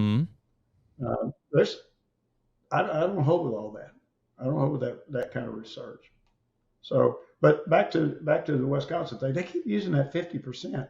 They'll take one little small area in the county, and 50% of the bucks test positive, and then they're throwing that 50% around. But like I said, I got the data. I know what I'm talking about. It's in the 20s. It's even gone down in one of the counties. I think it's Dane, but it's gone down a little bit. Wow. So it may be leveling off. We don't know. Yeah, I mean, that But there's seems like deer out there. vital information to have, because I know that Wyoming just put something out here recently that they're basically encouraging people to shoot more bucks. Like, they're advocating for more buck tags to kill more bucks, because essentially if you kill, I want to say if you kill 40% of the buck population every year for 20 years, that you effectively eliminate CWD. That's their theory. Oh, good God. You know, first of all, that's that hammer. They're doing away with trophy hunters, and they're doing away with antler restrictions. That's one of the first things they try to do. Yeah. CWD resides with the doe clans. It's the doe clans that are the reservoirs. The bucks are just, the problem is bucks are harvested older, and so there's a bias there. There's a sampling bias. It's very poor science. But the doe clans are the ones that harbor the disease, and when they run their buck fawns off, they can be contaminated. So just blaming it on bucks. There are studies that show that bucks have it more often. There's at least one study that shows that does had it more often. But we really do not understand. We haven't spent our time understanding the epidemiology of CWD. Yeah, we haven't done it. I think the spreading of it was probably caused by moving animal parts. Yeah, that would seem very likely. That had a lot to do with it. Yeah, sure. I think that had a lot to do with it. Yeah. So, but anyway, there's so much misinformation out there, both among laymen and professionals, that just again drives me crazy. I mean, I'm a scientist. I was raised as a classic scientist. I don't believe something when I smell it, see it, hear it, taste it, feel it. I have to be proven without a doubt. And there's very few scientific things out there that have been proven beyond a doubt that these things are true. And when I hear that, I have some very good colleagues that I've been working with for 50 years, and we all agree that when we hear the term, this is settled science, we run. Yeah. How many times do you hear that with COVID? This is settled science. Science is rarely ever settled. But they've got this narrative, and they've created it. And a friend of mine was a really good quail biologist named Don Wilson. He said his favorite saying was, "If I hadn't have believed it, I wouldn't have seen it with my own eyes." And we've got you can see a layman doing that, but we've got scientists that are that way. setting out to prove a narrative, and you don't prove. Science is about disproving things. Yeah. So I may sound like a heretic, but I'm being loyal to the scientific method. Yeah. And I have to believe, I mean, if again, maybe thinking common sense wise, like, you know, if you're telling people like, hey, 50% of these deer have CWD, whether there's a link or not to the human transmission side, which clearly it doesn't seem like there is now, most of those people don't want to eat that deer, right? You tell it's got a disease and they're like, I don't really want to eat this deer, right? That's just the mind brainwash side of it. If that happens, right, what's likely going to happen? Yep. Hunters are going to quit. They're going to stop buying a hunting license, which is a funding source, and they're going to stop killing deer, which is going to lead to a population issue. And so stop shooting does for sure. Yeah, because there's no meat to eat. That's right. Right. So if you look at those things and you go back to this prevalence rate of like trying to keep it as low as possible, it seems like it's literally just trying to put this like muffle over what we want the hunting public to understand and hear. If we say, oh, hey, I know you don't like us killing all these deer, but now only 7% have it. It's a 0.07 prevalence rate. Then you're probably not going to lose a lot of hunters because of that. Whereas if you just let it go, even if it doesn't have scaled effects on the deer herd, the mindset, the social aspect is, well, I'm not eating these deer, so I'm not going to shoot does. I'll only shoot bucks. And eventually people just quit because they're like, well, I don't want to kill deer that have a disease. I'm not going to do anything with them. And that's going to affect these states directly. When we first started dealing with CWD in Wisconsin, there were mothers standing on the porch telling their husband he was not bringing that poisoned meat inside. Yeah. We lost 12% of our hunters. Yeah. Right off the bat, we lost 12% of our hunters. Even in Texas, which is hunting mania, our hunters are going down. We're scaring the living daylights out of people, and we're losing hunters. Yeah, and we're not a rural culture anymore either. Like those disease things sell people. And the thing is, we're losing income. Yeah, and then that opens the door for using taxes. Other taxes, using public dollars to support game agencies. And when you do that, and you're more pleased to hear that the wolf population has gone up than the hunter population. Right. You see where we're going. Yeah. England could be a model. I got a really good friend, Mike Robinson. He's got that show, Farming the Wild. Mm-hmm. And he has these game restaurants in England. He and I've talked about this a lot. In England, there's very few hunters. Mm-hmm. It's not, and I always hear it's because that it costs so much to hunt. They just priced hunters out in Europe. Only the rich guys get to hunt. No, that isn't it at all. It's lack of weapons. It's so hard to get a firearm that you don't have many hunters. And now they're waging war over there in England and Scotland on deer, on native deer, red deer, roe deer, all the native deer there. And what's happening is guys like Mike, they're now commercial hunters as they're going out shooting deer. And I see in several places in this country, and not too far distant future, I see that we're going to have commercial hunters.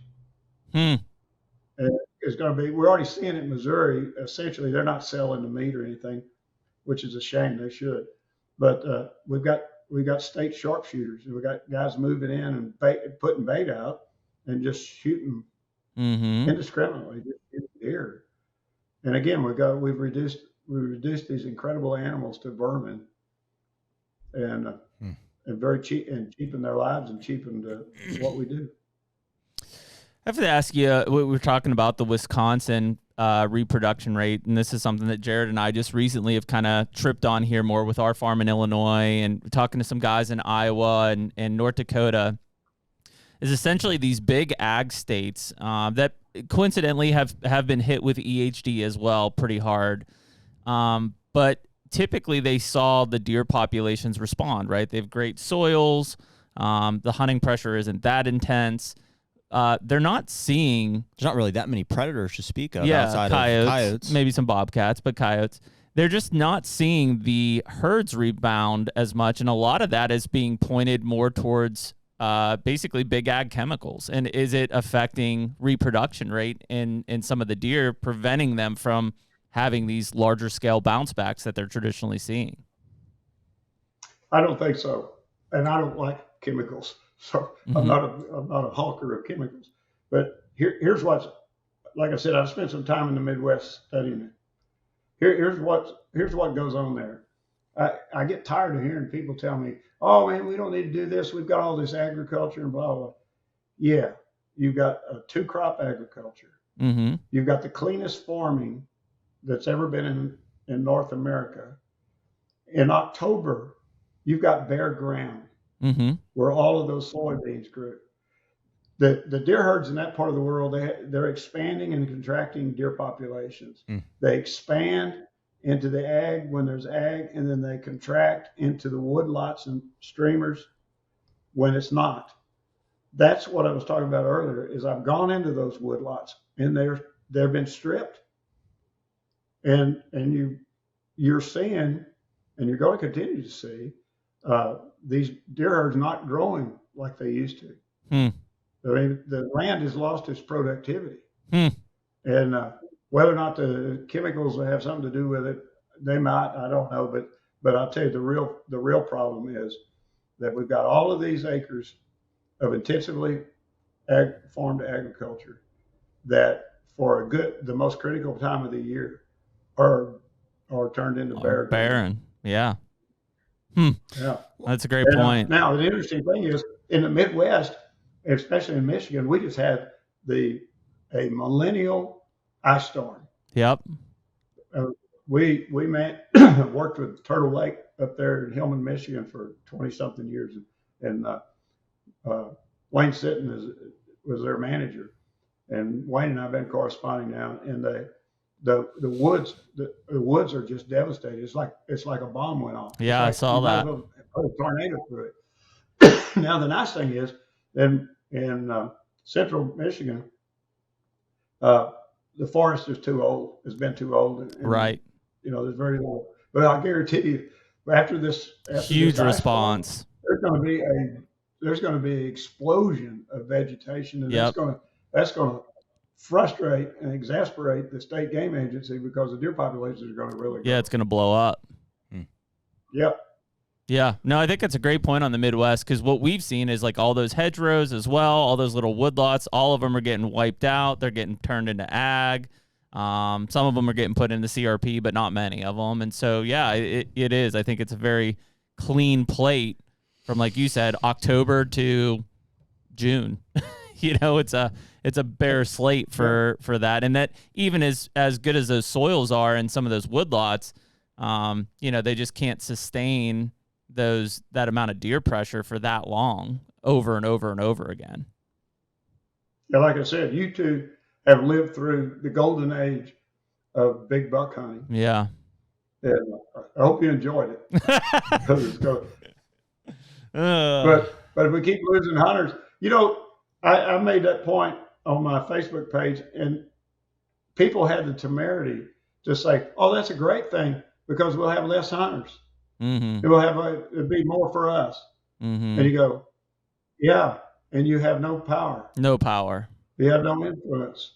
You think that's a good thing? No. I mean, I think that, like you were talking about earlier, I think the national representation is it's a big piece. As deer hunters, we'll never agree on everything, right? We so many of us hunt for different reasons. We're looking for different successes and experiences. But that all said, that's okay, because debate and discussion within the group is healthy.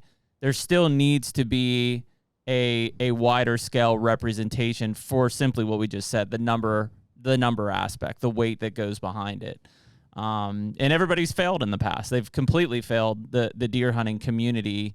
I've got good respect for the guys that used to do QDMA and have been a long time partner of QDMA for a lot of things.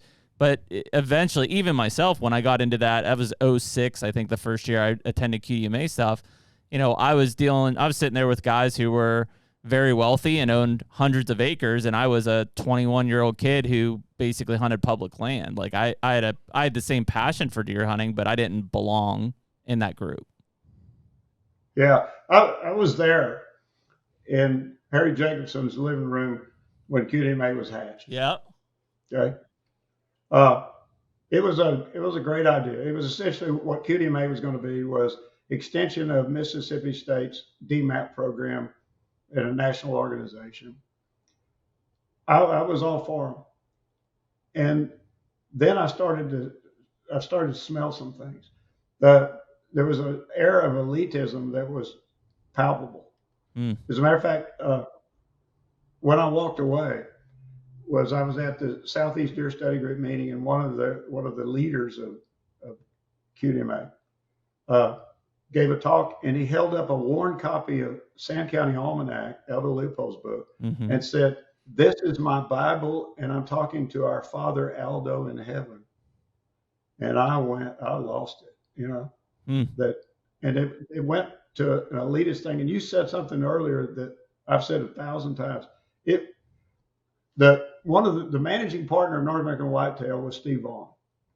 And Steve Vaughn said, "What are we going to do about this QDMA?" In the very early days when it started. And I said, "I think we need to maintain a detached contact." And he said, "Well, I agree with you."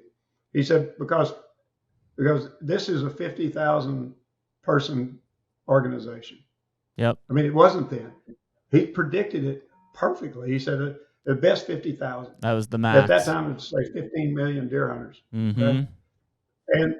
And over time, it became more and more elitist.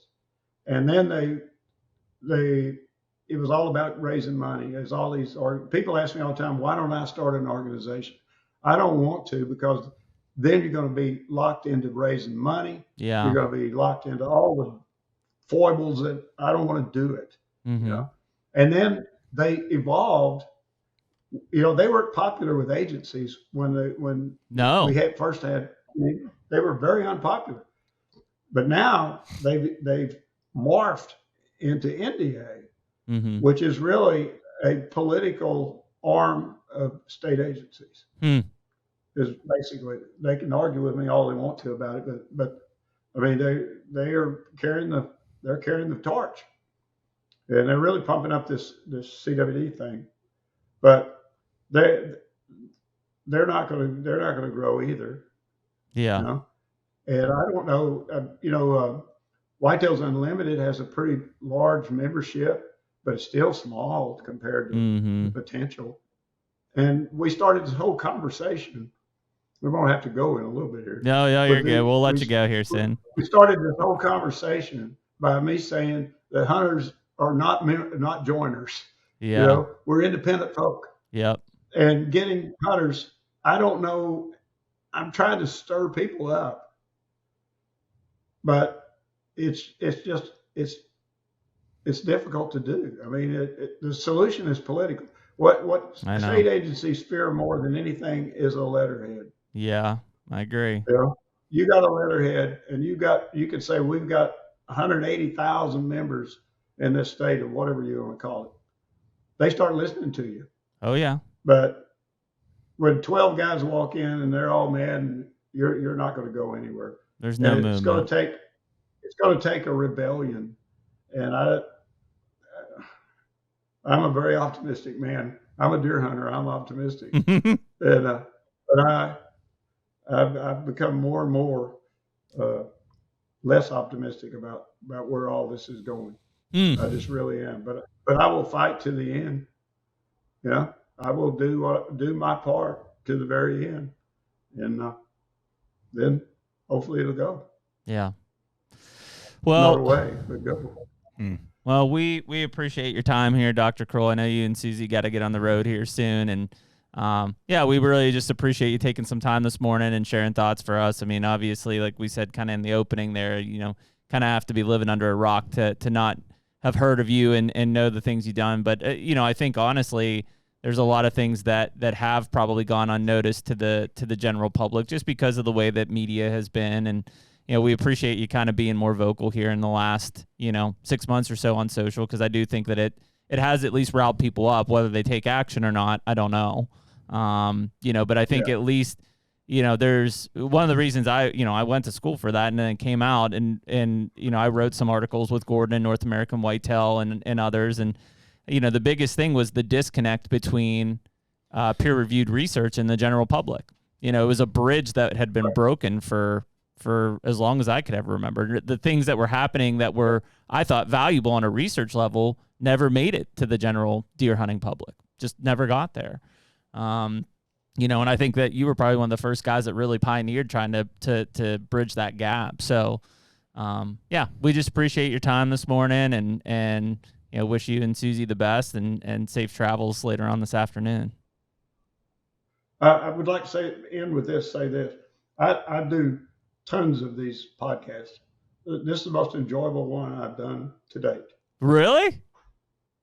Yes. Wow. It really is. You guys did it right. And it was just a pleasure to have this discourse with you. No, it's pleasure is ours. In the future, let me know. Absolutely, sir. No, pleasure is for sure ours. We, Jared and I just are very passionate about this, and sometimes listeners will take some of the things that we talk about as complaints, and that I don't take that personal. Like if it maybe it is a complaint, but we started this podcast to truly try to make a difference, and our goal is for everyone to have a very enjoyable deer hunting experience, whatever that translates to you personally. And it's an uphill battle, but it's one that I think we refuse to lose. Well, it's disheartening, because we hit a barrier somewhere along the way. Like we're in our 5th year of doing the podcast, and I think it started off just out of excitement, enthusiasm for our own hunting adventures and stuff. And at a certain point, you start to realize the glass ceiling that is across, that basically is imposed by all the things that we talked about here today. And like slowly but surely, it's become how do we continue to even talk about our upcoming hunts or strategy or, things that are like in our own world without addressing like the future of all of this and how rapidly it seems to be kind of slipping away. And so, like I told you earlier, how I'm 32, right? I have too much time ahead of me, and I care too much about the sport, as does Jeremy, to let it just go, without talking. So at the very least, we can talk about it on our podcast here and hope to, raise awareness. And, we're always looking for a solution or solutions along the way. So we appreciate you coming on and contributing with what you've done years before we even were a part of this. So, yeah. All right. Thank you. The HUNTR Podcast is brought to you by Better Backstrap. Well, one thing that's undeniable, man, is you and I both like to eat. And so we're going to be partnering with the Better Backstrap this year to have the best seasonings possible for our meat this summer. Yeah. Well, dude, when it comes to venison, it's like you've heard me talk about before. It's like, what does the preparation for all this look like and stuff? And it's like, I really want to make a point of eating more venison moving forward. And some of the Better Backstrap mixtures have made it super easy. Yeah. And so we've got kind of 3 core mixtures. You've got your original Better Backstrap, which is for that grilling of your backstrap or tenderloins or anything like that. You've got your classic taco mix. Can't go wrong with tacos. Can't go wrong with that. And then you've got your standard SPG in the orange can. Well, SPG and down the hatch. There you go. So right now, if you go to betterbackstrap.com, you can use the code HUNTR15, get 15% off any of your orders on the seasonings, and there'll probably be more coming out here throughout the year. Get yourself a Better Backstrap. And awesome. Yeah, man, pretty cool compliment there from Dr. Deer. Yeah, very cool. Didn't see that one coming, honestly. Yeah. Well, it's just, it's kind of a discouraging conversation, in some ways. I mean, you see, like you said, he's in his 80s, and he's been working at this for 50 some years of involvement and attempts of change. I mean, well, it's hard to hear just that it's over. We're on the other side. You hear it more and more. I mean, can it change? I'm optimistic. Like he said, you're deer hunting. You got to be optimistic. I'm optimistic that it can, through not just like us, but discussions like this, awareness being brought up. But it is the depressing side of it has nothing to do with deer management. Has everything to do with politics. Right. Like if it was just, hey, we all have to get on the same page and make deer hunting great again via deer management, no problem. The political hurdles involved to do that are near impossible. Right. Because of just the interest groups at hand, the lack of organization. That's why I keep saying this foundation, and I don't know what it is, right? And what, I think we're open to being part of it or starting it or whatever as a catalyst, but I want to do it correctly, because it can't be, like he said, it can't be 1,000 of us. Like, it has to be substantial numbers. Right. And I also don't, I thought he made a great point. I don't want to be the fundraising guy. Sure. Like, I want, like, if I'm compelled, and I've done this before, if somebody gives me a compelling case to be involved financially, like if they're like, hey, just $100 and to this, right? Whether it's my kids' athletics or whatever, no problem. Mm-hmm. As long as I know where the money's going and I know that it's going to something that I need to be. Well, and you want to see a needle moving. I mean, that's the hardest part. It's the hardest part, but it's also it's the reason that the states organizations can have some traction. Yeah, they just don't have I think relevancy, they have a score of 100%. It's the state. Iowa Sportsman's Club. Right. Hunters Advocates of Ohio. Yeah, game laws are set at the state levels. I mean, that's from a organization horsepower level low, because you need, and I'm not just saying us, but you need the Josh Bomars, you need the Chris B's, you need the Levi Morgans, you need the influencer space, because they've got the horsepower to drive that forward. Yeah. You do need the finances, right? Whether that's from a manufacturing, to me, and again, in the world of tariffs, the hunting industry, if the tariffs stay like they are in China, the hunting industry is about to flip on its head. So everybody be ready for that, because whatever, 70+% of the products in the hunting industry are made in China. But yeah, especially the hunting industry, sure. So, and I say that from a pricing standpoint, but like if we look at like the Pittman-Robertson Act of the PR funds that are going from taxes on like ammunition and firearm sales going into conservation, I do think that from a bigger level, the things that are being sold in the hunting industry should have some flow into something like what we're talking about. And I know that that's not a government tax. It's essentially, I'm asking them to. It's a volunteer program. But if there would be a way, case in point, the Midway USA Foundation, which is Larry and Brenda Potterfield, has raised millions of dollars by doing Roundup for conservation type stuff. Wow. Millions and millions of dollars. That foundation, in fact, and it's what their passion is one of the most successful foundations I think that there is but it's shooting sports, right? Which is very valuable, especially in the 2A side. But from a deer hunting and or a conservation, doesn't exist. So like if I think about, the GSMs of the world or the Pradcos of the world or whoever is out there, and I think about the amount of revenue that they do because of deer hunters.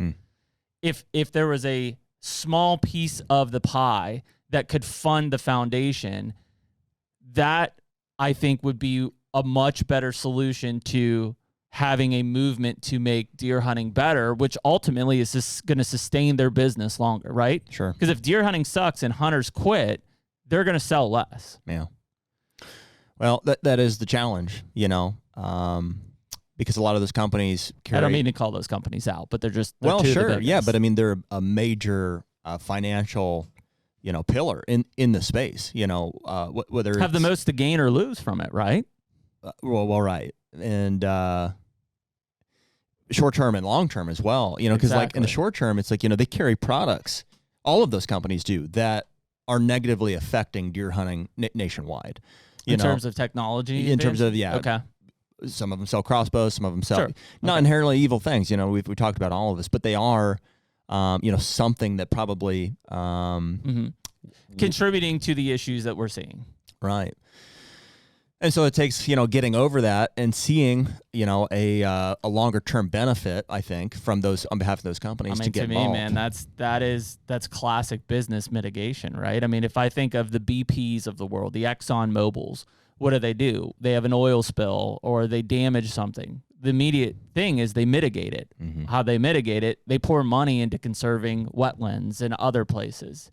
So if you're, and I'm not saying that maybe that's a bad analogy because they're not like poisoning the water. I see what you're saying. Well, yeah, no, they are. But you see what I'm saying from like, okay, if I am doing this and I'm profiting from this, offset it. Can I mitigate it by funding a foundation or a group that speaks for deer hunters to continue to make things better? Case in point, and I thought he was great point that Dr. Kroll made, it was about the public lands. And he's like, hey, I really wish the public land guys had more say into how that's managed. To a point, I completely agree. That said, with how everything's gone, those public lands, for the most part, are overhunted. They can't sustain the amount of pressure they're getting because of all the displaced people, right? There's only so many people you can stuff into a 1,000-acre public land. Mm-hmm. So with those funds, could we improve that habitat so that it can sustain more deer hunters? Could we buy more land? That is the biggest thing that I think I see across the board from all state agencies, and I get it because of they're not buying any more land. Mm-hmm. Pennsylvania Game Commission, who we're going to talk to in a couple weeks in Harrisburg, is sitting on millions of dollars from oil and gas revenue. Why aren't you buying every single piece of land that pops up in this state? Yeah. Every single piece. I don't get that. Invest in it. Buy it all. And because of that, it's at risk. It's just sitting idle, and so all these other state agencies are trying to grab at it. They're trying to get it. Somebody just sent us an article this morning, too. It's like the governor of Michigan is converting, it's hundreds of acres of like state land that was hunting land into solar panels. Yeah. And so I'm looking at that and saying, okay, and it's not every state, right? Pennsylvania has one. Missouri has one because of their sales tax. Every piece of land, and I get it, well, Pennsylvania has a really weird, we've talked about this on the real estate side, has a really weird legislative law in place where it's like archaic that they can't spend more than $500 an acre unless it's got other resources to be able to pull in other funds. Yeah, because it's from like the 1940s or something. It's the stupidest rule that I've ever seen. You should be acquiring, I don't care if it's 100 acres or 500 acres or 80 acres. If it comes up, the Game Commission should be one of your primary buyers for that to open that up. If you did that, you would essentially be able to have a large-scale management on a micro level, right? Because you have game lands in all of these different places or conservation areas, depending on where you're at. I don't see any states buying land. Like, maybe they get it in from, like, a donation because somebody passes away. But, like, when's the last time that us in the real estate field has heard of anyone like actively as a buyer in the market? And they may say, well, competition's too high. It ain't going to get any better. The prices are only going to go up. I don't know. I mean, I have heard of some of it. It's definitely not like they're not at the table on every transaction. When's the last time you heard of Ohio DNR buying more land? Not. Ohio is, like, very low down on the totem pole, and I don't think they have the money. I think that there's a difference in how I think Pennsylvania can access, like the Game Commission can access their oil and gas revenue. I don't think that Ohio can. And is that a legislative thing? I assume. I think it is. Huge flaw. If the DNR owns the land versus the state owning the land, right? Like the Game Commission owns that land. Yeah, well, there's also a massive difference in. I don't think Ohio owns nearly as much land. No, I mean Pennsylvania is a fraction in the top. Mm-hmm. But I'm just generalizing there in terms. Well, I agree though. I mean, so Pennsylvania has the most ability to influence its game management because of the lands that it owns. It's also super wealthy because of it. I just don't know if it's being used. Yeah, well, I agree. It's not. And that I think is because of the $500 thing. So that you great mentioned. Case in point, and he brought up Mississippi, which the only thing I would disagree with Dr. Kroll on a little bit is I do think if there is a state, this isn't a knock to anybody else, if there is a state, Mississippi is probably the closest to being looked at as favorable to the hunting public. Did he not agree? He said none of them were. Oh. None of the states were. Well, he also pointed out and said that, the DMAP and everything out of Mississippi that state is and I say that because they have done a lot. They are I'm sure there's still people that, give MDWF&P grief over what they do. But I do think that they're probably the closest. But on Mississippi's, in their public land stuff, they have wildlife management areas, WMAs. Whether you are a hunter or a non-consumptive user, like I'm a bike rider, I'm a bird watcher, you paid a $15, I don't know what it is now, you paid a $15 WMA permit fee to be able to access that. 100%. Well, guess what? Every one that I went on was burned, was timber managed, had food plots on it. Yeah. like were managed out, and like there was enough of them. There's enough public land there that like you never felt like you were getting stepped on. Mm-hmm. And it takes money to do that stuff. I think that would be a big, you want to become favorable to the general public, showing more effort into acquiring new lands to open up and effort into managing those to show that you're trying to improve the quality of those. Yeah, well, huge. I mean, even before you can get to that, you have to stop competing with the private landowners. You know, they have to be your partner. You got in this. Ohio, Missouri, Illinois, all of these guys like that. We own land in these states, and it's like they're the worst enemy. It's like we're competing with the game agencies to try to protect the resource that uses our the lands that we're managing. I do wish that we have like opposite goals. Well, even like the DMAP, a great program, like in Ohio, like even if we wanted to kill more does, I can't. I can kill 3 deer total, and that includes my buck. Right. In my county. You can get crop damage tags. For bucks, right? No, for does too. Well, but I don't have crops. If you don't have crops, then you're screwed. Yeah. So even if I needed to kill 10 does, besides bringing more people in, I can't do it. I can't do it effectively. And so, it's just challenging. Well, and the bigger thing there is like you don't have communication from anybody at the state agency that seems to give a crap about your goals. Because they no, don't. I mean, I think Clinton Tonkovich do, but I think that they're... Well, yeah, but we're talking to them because we got them, you know what I mean? Yeah. We have the ability to. We do. They're not communicating with... No. And no offense to them, it's not their jobs, but... Yeah, they don't have the bandwidth either. That layer doesn't exist like it does with DMAP. Correct. Exactly. And so I think that's a huge piece of this puzzle is like, as we kind of look at like, how do we become more favorable? How do we work together?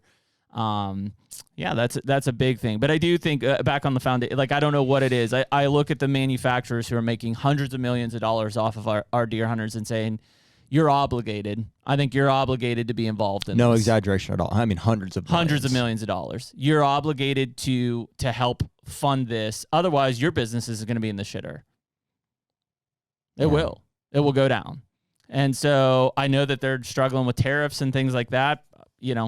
That's part of it. But that is the problem. I mean, the pessimistic way to look at it is like deer aren't power or money, so they're not ever going to get prioritized. I mean, you just see it's time. They aren't, and never in human history have those two things not been the priority, and also the reason that good things. I do think that even at the political level, because most are uneducated, the economic impact of deer to land values has been extremely underestimated. Sure. That if the deer would go off of the face of that state, their land values would plummet, as would the economic value of those lands. Good point. The tillable aspect and the farming aspect would be there. Maybe it would increase slightly, but purely from a land value recreation would just gone. I wonder what that is. I wonder how many acres or what percentage of like millions. Yeah. Millions. Well, what I'm going to say is what percentage of the lands is the deer hunting the driving factor for the land value? How many acres or what percentage of like on a state? But you know what I'm saying? Well over 50. In Illinois, well over 50% of the state is the land values are driven first and foremost by the recreation there. I'd say 30% is probably farming, 30 to 40% is farming, and I would say that 40 to 50% mark would be recreation. Interesting. Well, and so a lot of that being timber or non-tillable acreage, what would be the second factor behind that? Is it timber? Is it subsurface resources? No. I mean, it would probably be... It's timber. It'd probably be timber. Very distant second, probably. Very distant second. Tillable would be the number one. Tillable and hunting may even be equal. Maybe it is 40 and 40. I don't know.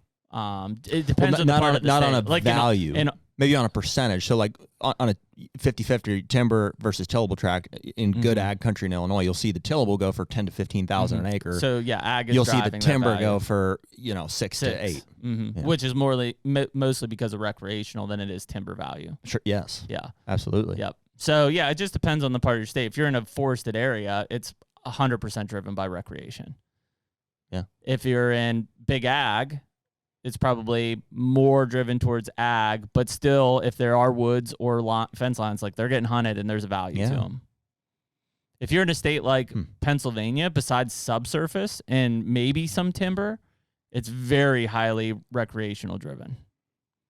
Say that again. In a state like Pennsylvania, if it's Like not subsurface, obviously oil and gas is huge. Well, you have like urban sprawl too. Like development would be sure the primary in those Pittsburgh, Philadelphia. Well, in any state, you know what I mean? Mhm. If you're in a urban, you know, if you're in the way of development, that's going to be the primary, whether it's commercial or residential or, you know, whatever it is, solar panel usage, energy, all that stuff is going to supersede it. But if we look at it just from our real estate knowledge, we're looking at comparables that are likely affected by hunting. One of the comparables or multiple of the comparables are going to be affected by hunting when we pull in a value that we're looking around. Here or out of state? Anywhere. I think just anywhere. Like if we're looking in Illinois at our farm, if we're saying, hey, they're all hunting comps.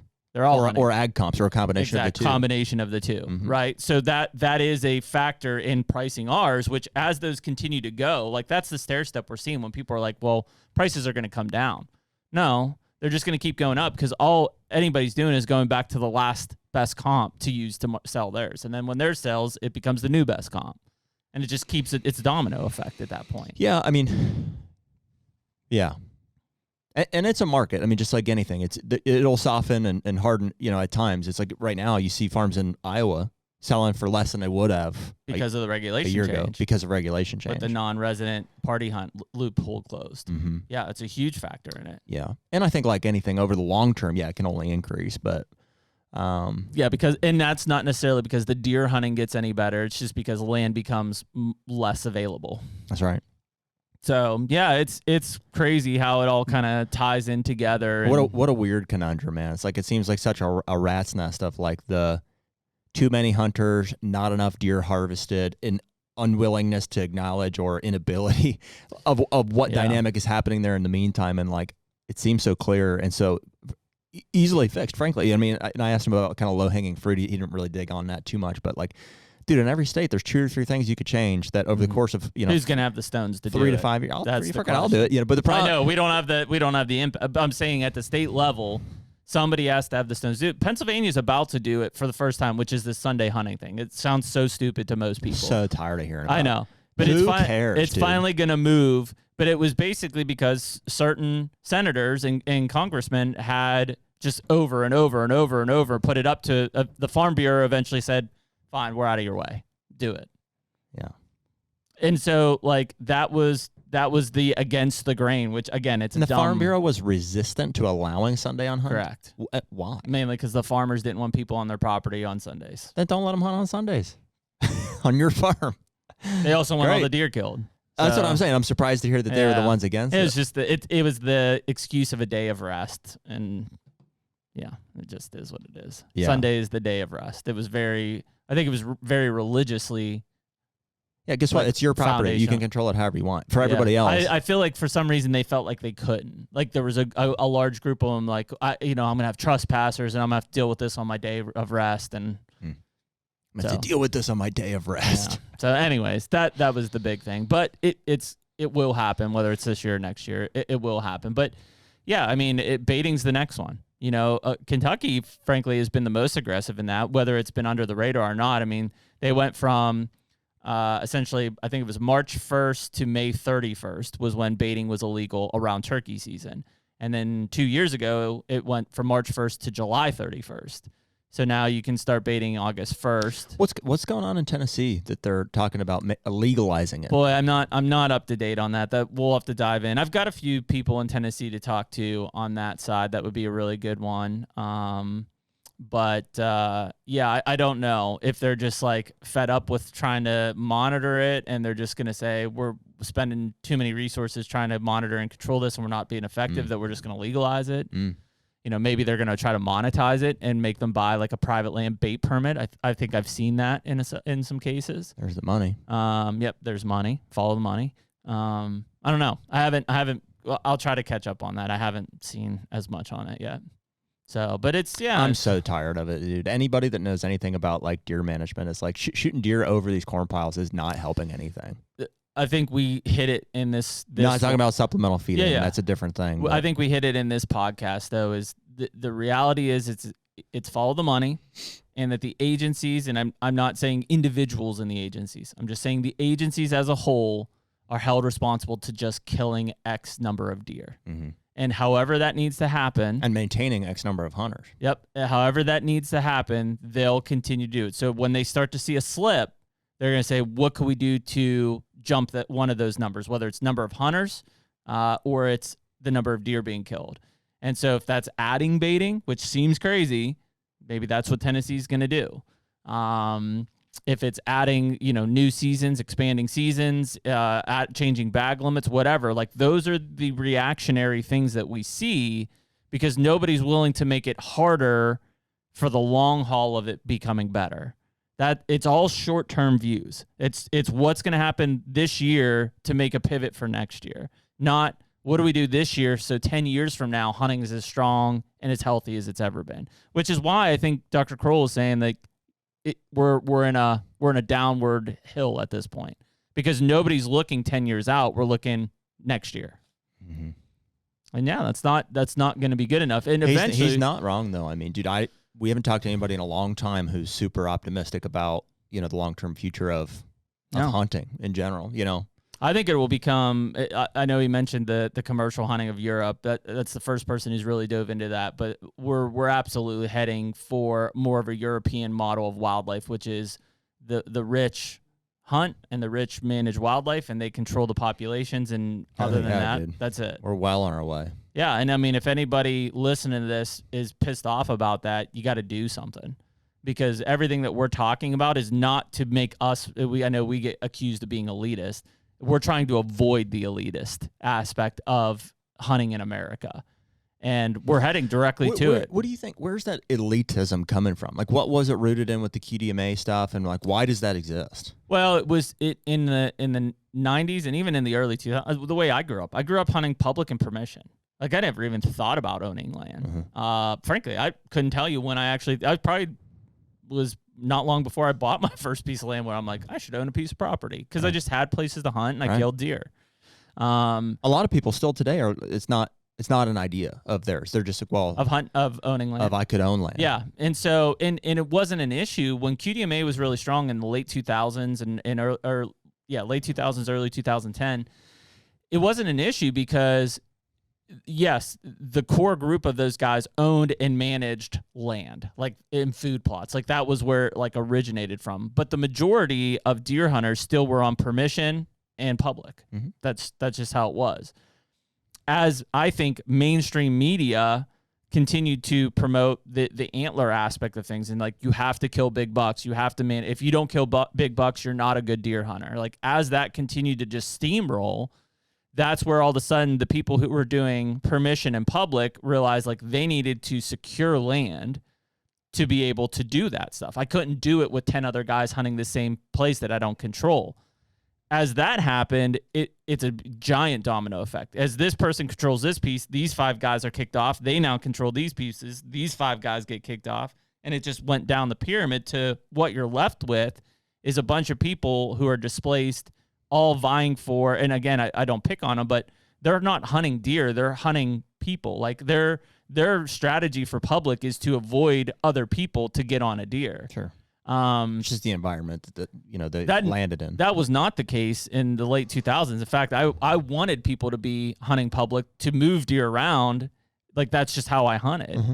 And so if you look at the elitism came in where it tied into is because those guys were all very wealthy. Like the members of QDMA traditionally were very wealthy people who owned property. Mm-hmm. That represented the minor minority of deer hunters at that time. It would be a much bigger representation in today's deer hunting society. But back then it was the elite of the elite who you have 500 acres that you just manage for deer hunting. That's why you bought it. Like that was nobody even thought about that in 2005. That's why land prices, I could go buy Iowa land for $1,000 an acre then. Well, yeah, I mean, I think you're right. And I'm sure it was also just the prioritization of, because before that, I don't know how prevalent the idea of like trophy hunting was in the whitetail space. I mean, it's always been, nobody was managing. Funny enough, 5-10 years ago, you said trophy hunting. In my mind, I'm like Africa, I'm thinking of like these other species, Guys killed trophy bucks, but it was not, there were guys like the Andre DeQuistos out there, the Dick Idols out there, who that was their goal. But most people were not. Most people. And I don't think those guys, there was ever a negative connotation around like or an elitist perception around how they were hunting, or was there? I mean, look at the shit that Andre took. I mean, basically getting set up by the locals, and Yeah, and that's more recent. I mean, he's younger than Dick Idle. You know what I mean? Yeah, and back in the Dick Idle days, I don't know about traveling around. I mean, I'm sure there were. I mean, if people were writing Gord Whittington letters saying that this cover of this deer was, poached. And again, I think that's getting into the, I mean, not recent, but more out of the time frame. So, I mean, because Dick Idle was, what did they say, 80s? When the 80s? 80s and 90s. In the 80s and 90s is when North American whitetail was found. 80s was North American whitetail. 80s. And so I think even before then, I mean, Dick was later on. In his life when they established that. I mean, they would tell stories of going to places in the Midwest and stuff, or in Canada especially, where a lot of where overlapping with Kroll there, and they would say, yeah, they just, what do you mean? You want to go walk for antlers? They go out and find 90, 100-inch antlers, like just monstrosities. Because nobody cared. And they didn't care. And the biggest thing was nobody knew about it. Like Dick Idle could go out there and kill 4 180s on an 80-acre property, and nobody would know. Right. Now, before it's even done. Right. Just because of the way that people chatter about it. Right. That's like this Wisconsin thing that I posted to our Instagram the other day. Oh, yeah. I meant to push back on, he was saying like, oh, they think everybody's, I'm like, well, that's because sometimes they are. Do. Yeah. And I mean, that's what's driving them. Is that solidified? Is everybody I don't know. pretty content with that? I mean, I am. If you look at the two pictures, it's the exact same deer. Yeah. In fact, AJ sent us pictures from the deer at multiple angles at the actual event. AJ? Yeah, from Lone Wolf. Oh, yeah. And I was like, yeah, you can. It's the exact same deer. Oh, yeah, yeah. So, yeah. He faked it for sure. Bummer. Surprise. But, yeah, so, I mean, people were driven to that. Who was that? Who's a hunter? I don't know. But Kid? That was a guy, older guy. But that deer... That deer, and here's what's sad is that deer, if it was true, would not have been a mystery. 15 guys would have known about that thing. He would have been caught on 2 different trail cameras. Those 2 guys would have shared it with 5 other guys. 4 other guys would have trickled it down from there. Like there are very few deer that are left unturned. And so, yeah, the mystery is gone. We're back when Dick Idle and Kroll and Stan Potts, those deer, when they laid eyes on a 200-inch deer, very possible that's the first time those deer were ever seen. Yeah.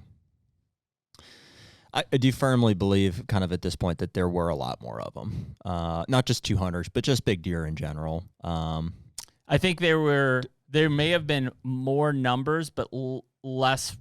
No, less numbers, but more. Trying to think. No, I'm talking about like the super big deer. I'm talking 20 years ago. There would have been 20 to 30 years ago. The majority of bucks 20 to 30 years ago would have been under 3 years of age. Say again. The majority of bucks would have been under 3 years of age. In a state like Pennsylvania 20 years ago, the majority of deer would have been under 2.5. 2.5 or under. Yeah, but that's Pennsylvania. But, I'm talking, you know what I mean? Midwest? Yeah. Majority of deer probably were under 3.5. But there were, why do you think that? Oh, because guys were just killing bucks to kill bucks. Nobody was passing deer. Mm-hmm. Were we that efficient back then? I mean, I don't think we were efficient. We just, over time, we weren't. I don't even think most guys were letting 3 and 4 year olds walk back then. They weren't passing 150 and 3 and 4 year olds. I agree, but we also didn't have cameras, crossbows, cell cameras, like all these things. They were still killing them. But I do think that there were super deer, like the extreme high end of the 180, 190, 200 class, because they weren't being targeted as 150-inch 3-year-olds. Mm-hmm. We didn't have the technology to like hone in and pattern every move. And what did you think of that? I saw your back and forth there on with Conquest. Oh, he's full of shit. The dude that runs. What's his name? I don't remember. And what was your point there? He was basically saying that most Boone and Crockett deer in the record book are 3.5 years old. Yeah, he's full of shit. That's the dumbest thing I've ever heard. You don't think that's correct? No. Oh. I don't even believe that the Hanson buck's 3.5 years old. That's what he was saying. Yeah. I mean, people have said that numerous times. The odds of that deer being 3.5 years old is like 1 in a trillion. Yeah. So I agree with like both things. I agree with what you're saying. I mean, you would agree that most deer in the record books are not 3.5. Well, see, that I don't know because How would you? I mean, listen what Kroll just said. He's tagged 14,000 deer and 1% were over 160. yeah. So how could? Well, yeah, but if those 1% are the ones that get entered into the record books, all I'm saying is like chronologically, they have to be 3 before they can be any older than that. So it would make sense to me. Does that make sense? No. Say that again. Chronologically, Yeah. every deer has to be 3 Before it's 4 or 5. Correct. So it would not surprise me if there were more 3-year-old deer in the record book than older than that. Even though a small percentage of the population is achieving that. Mm-hmm. Yeah, I see what you're saying. Yeah. No, I don't think so. No, and it's simply just because at 3 years old, the deer has only achieved between 70 and 75% of its total score potential. So if it's a 170-inch deer at 3 years old, you're telling me that's I don't a know, 240 at 5? No, not necessarily. I mean, that would be the average. No, I don't. Maybe I don't think so. I think it's less than that. I mean, that's what research. Dude, says. there no are a lot of. on I mean, that. I heard him, and I hear what you're saying. Mhm. I think there's a lot of Boone and Crockett 3-year-olds out there. I would say a lot. There are some that exist, and I've seen freaking a lot of them. I mean, if those deer make it to 5, you're talking about that deer's on a 240 trajectory. I mean, potentially. It is. Maybe I Factually. don't think so. I don't think that number is necessarily correct. The percentage of growth? Yeah. I mean, dude, it's millions of deer have been put into that equation. There's outliers, right? There are deer that max out at 3. When there's 240s, they are outliers, extreme outliers. Sure. And so are the deer that are 170 inches at 3. They're a mile I down would the agree. outlier side. I would agree. I mean, most deer at 3 years old aren't even over 100 inches. Sure. It's the vast majority. 8 Most. points, 100 to 110 inch. Most. But if some are, and they Mhm. get killed there, they're likely to get, if they're getting into the record book. Mm-hmm. So all I'm saying is, like, it would not surprise me if the record book was skewed to a younger age class. Even though, they would just get bigger. Maybe not 240, but Yeah, I don't think. dude, I think there are a lot of 180 plus inch genetics out there. A lot. Mm-hmm. But I think, Dude, I mean, I don't think I'm exaggerating. We could go back and try but to they have figure. to express that at 5 years old. What do you mean? Like, they're not going to express 180-inch genetics at 70% in 3 years old. I mean, if that's the case, they're a 130 or 140 at 3, and they're a 180 at 5. Right. So that's why, sure, there probably are some 3-year-olds in the record books, but the majority of those deer are probably 4 and older. Yeah, interesting. I have no idea. I'm just, I just, that was a very Penn comment in my opinion. Yeah, well, he said something about, it was something to do with the breeding cycle there, and it didn't quite make sense to me either, but Penn deer cycle.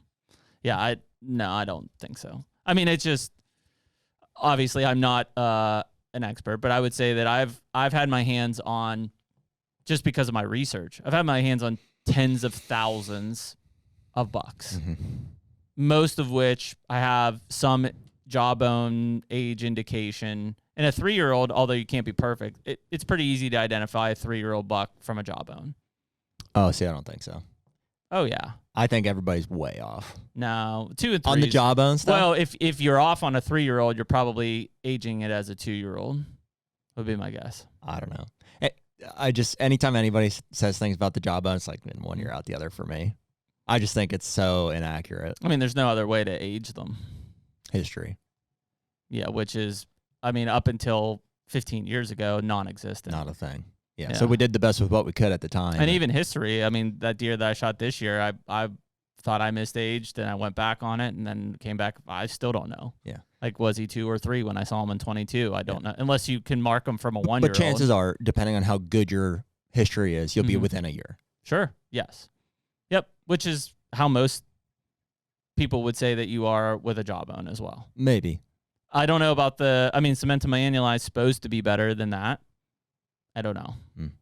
Maybe. I don't know either. Yeah. But tagging them and known age that's about the only way. Yeah. The only way, you and I will be satisfied with the cementum annuli is long-term comparison with known history. Mm-hmm. And the more it confirms, the more I think faith we'll have in it. Mm-hmm. I have faith in it right now because it's been consistent with what we've looked at so far. But it's within a year. plus or minus. Yeah. Which is a big difference. Yeah, can be. Well, cool. No, it was awesome for Dr. Kroll to come on and spend some time with us this morning. Good conversation there. And we appreciate everyone listening to episode 246 of the HUNTR Podcast. And we'll catch y'all next week. Later. Take me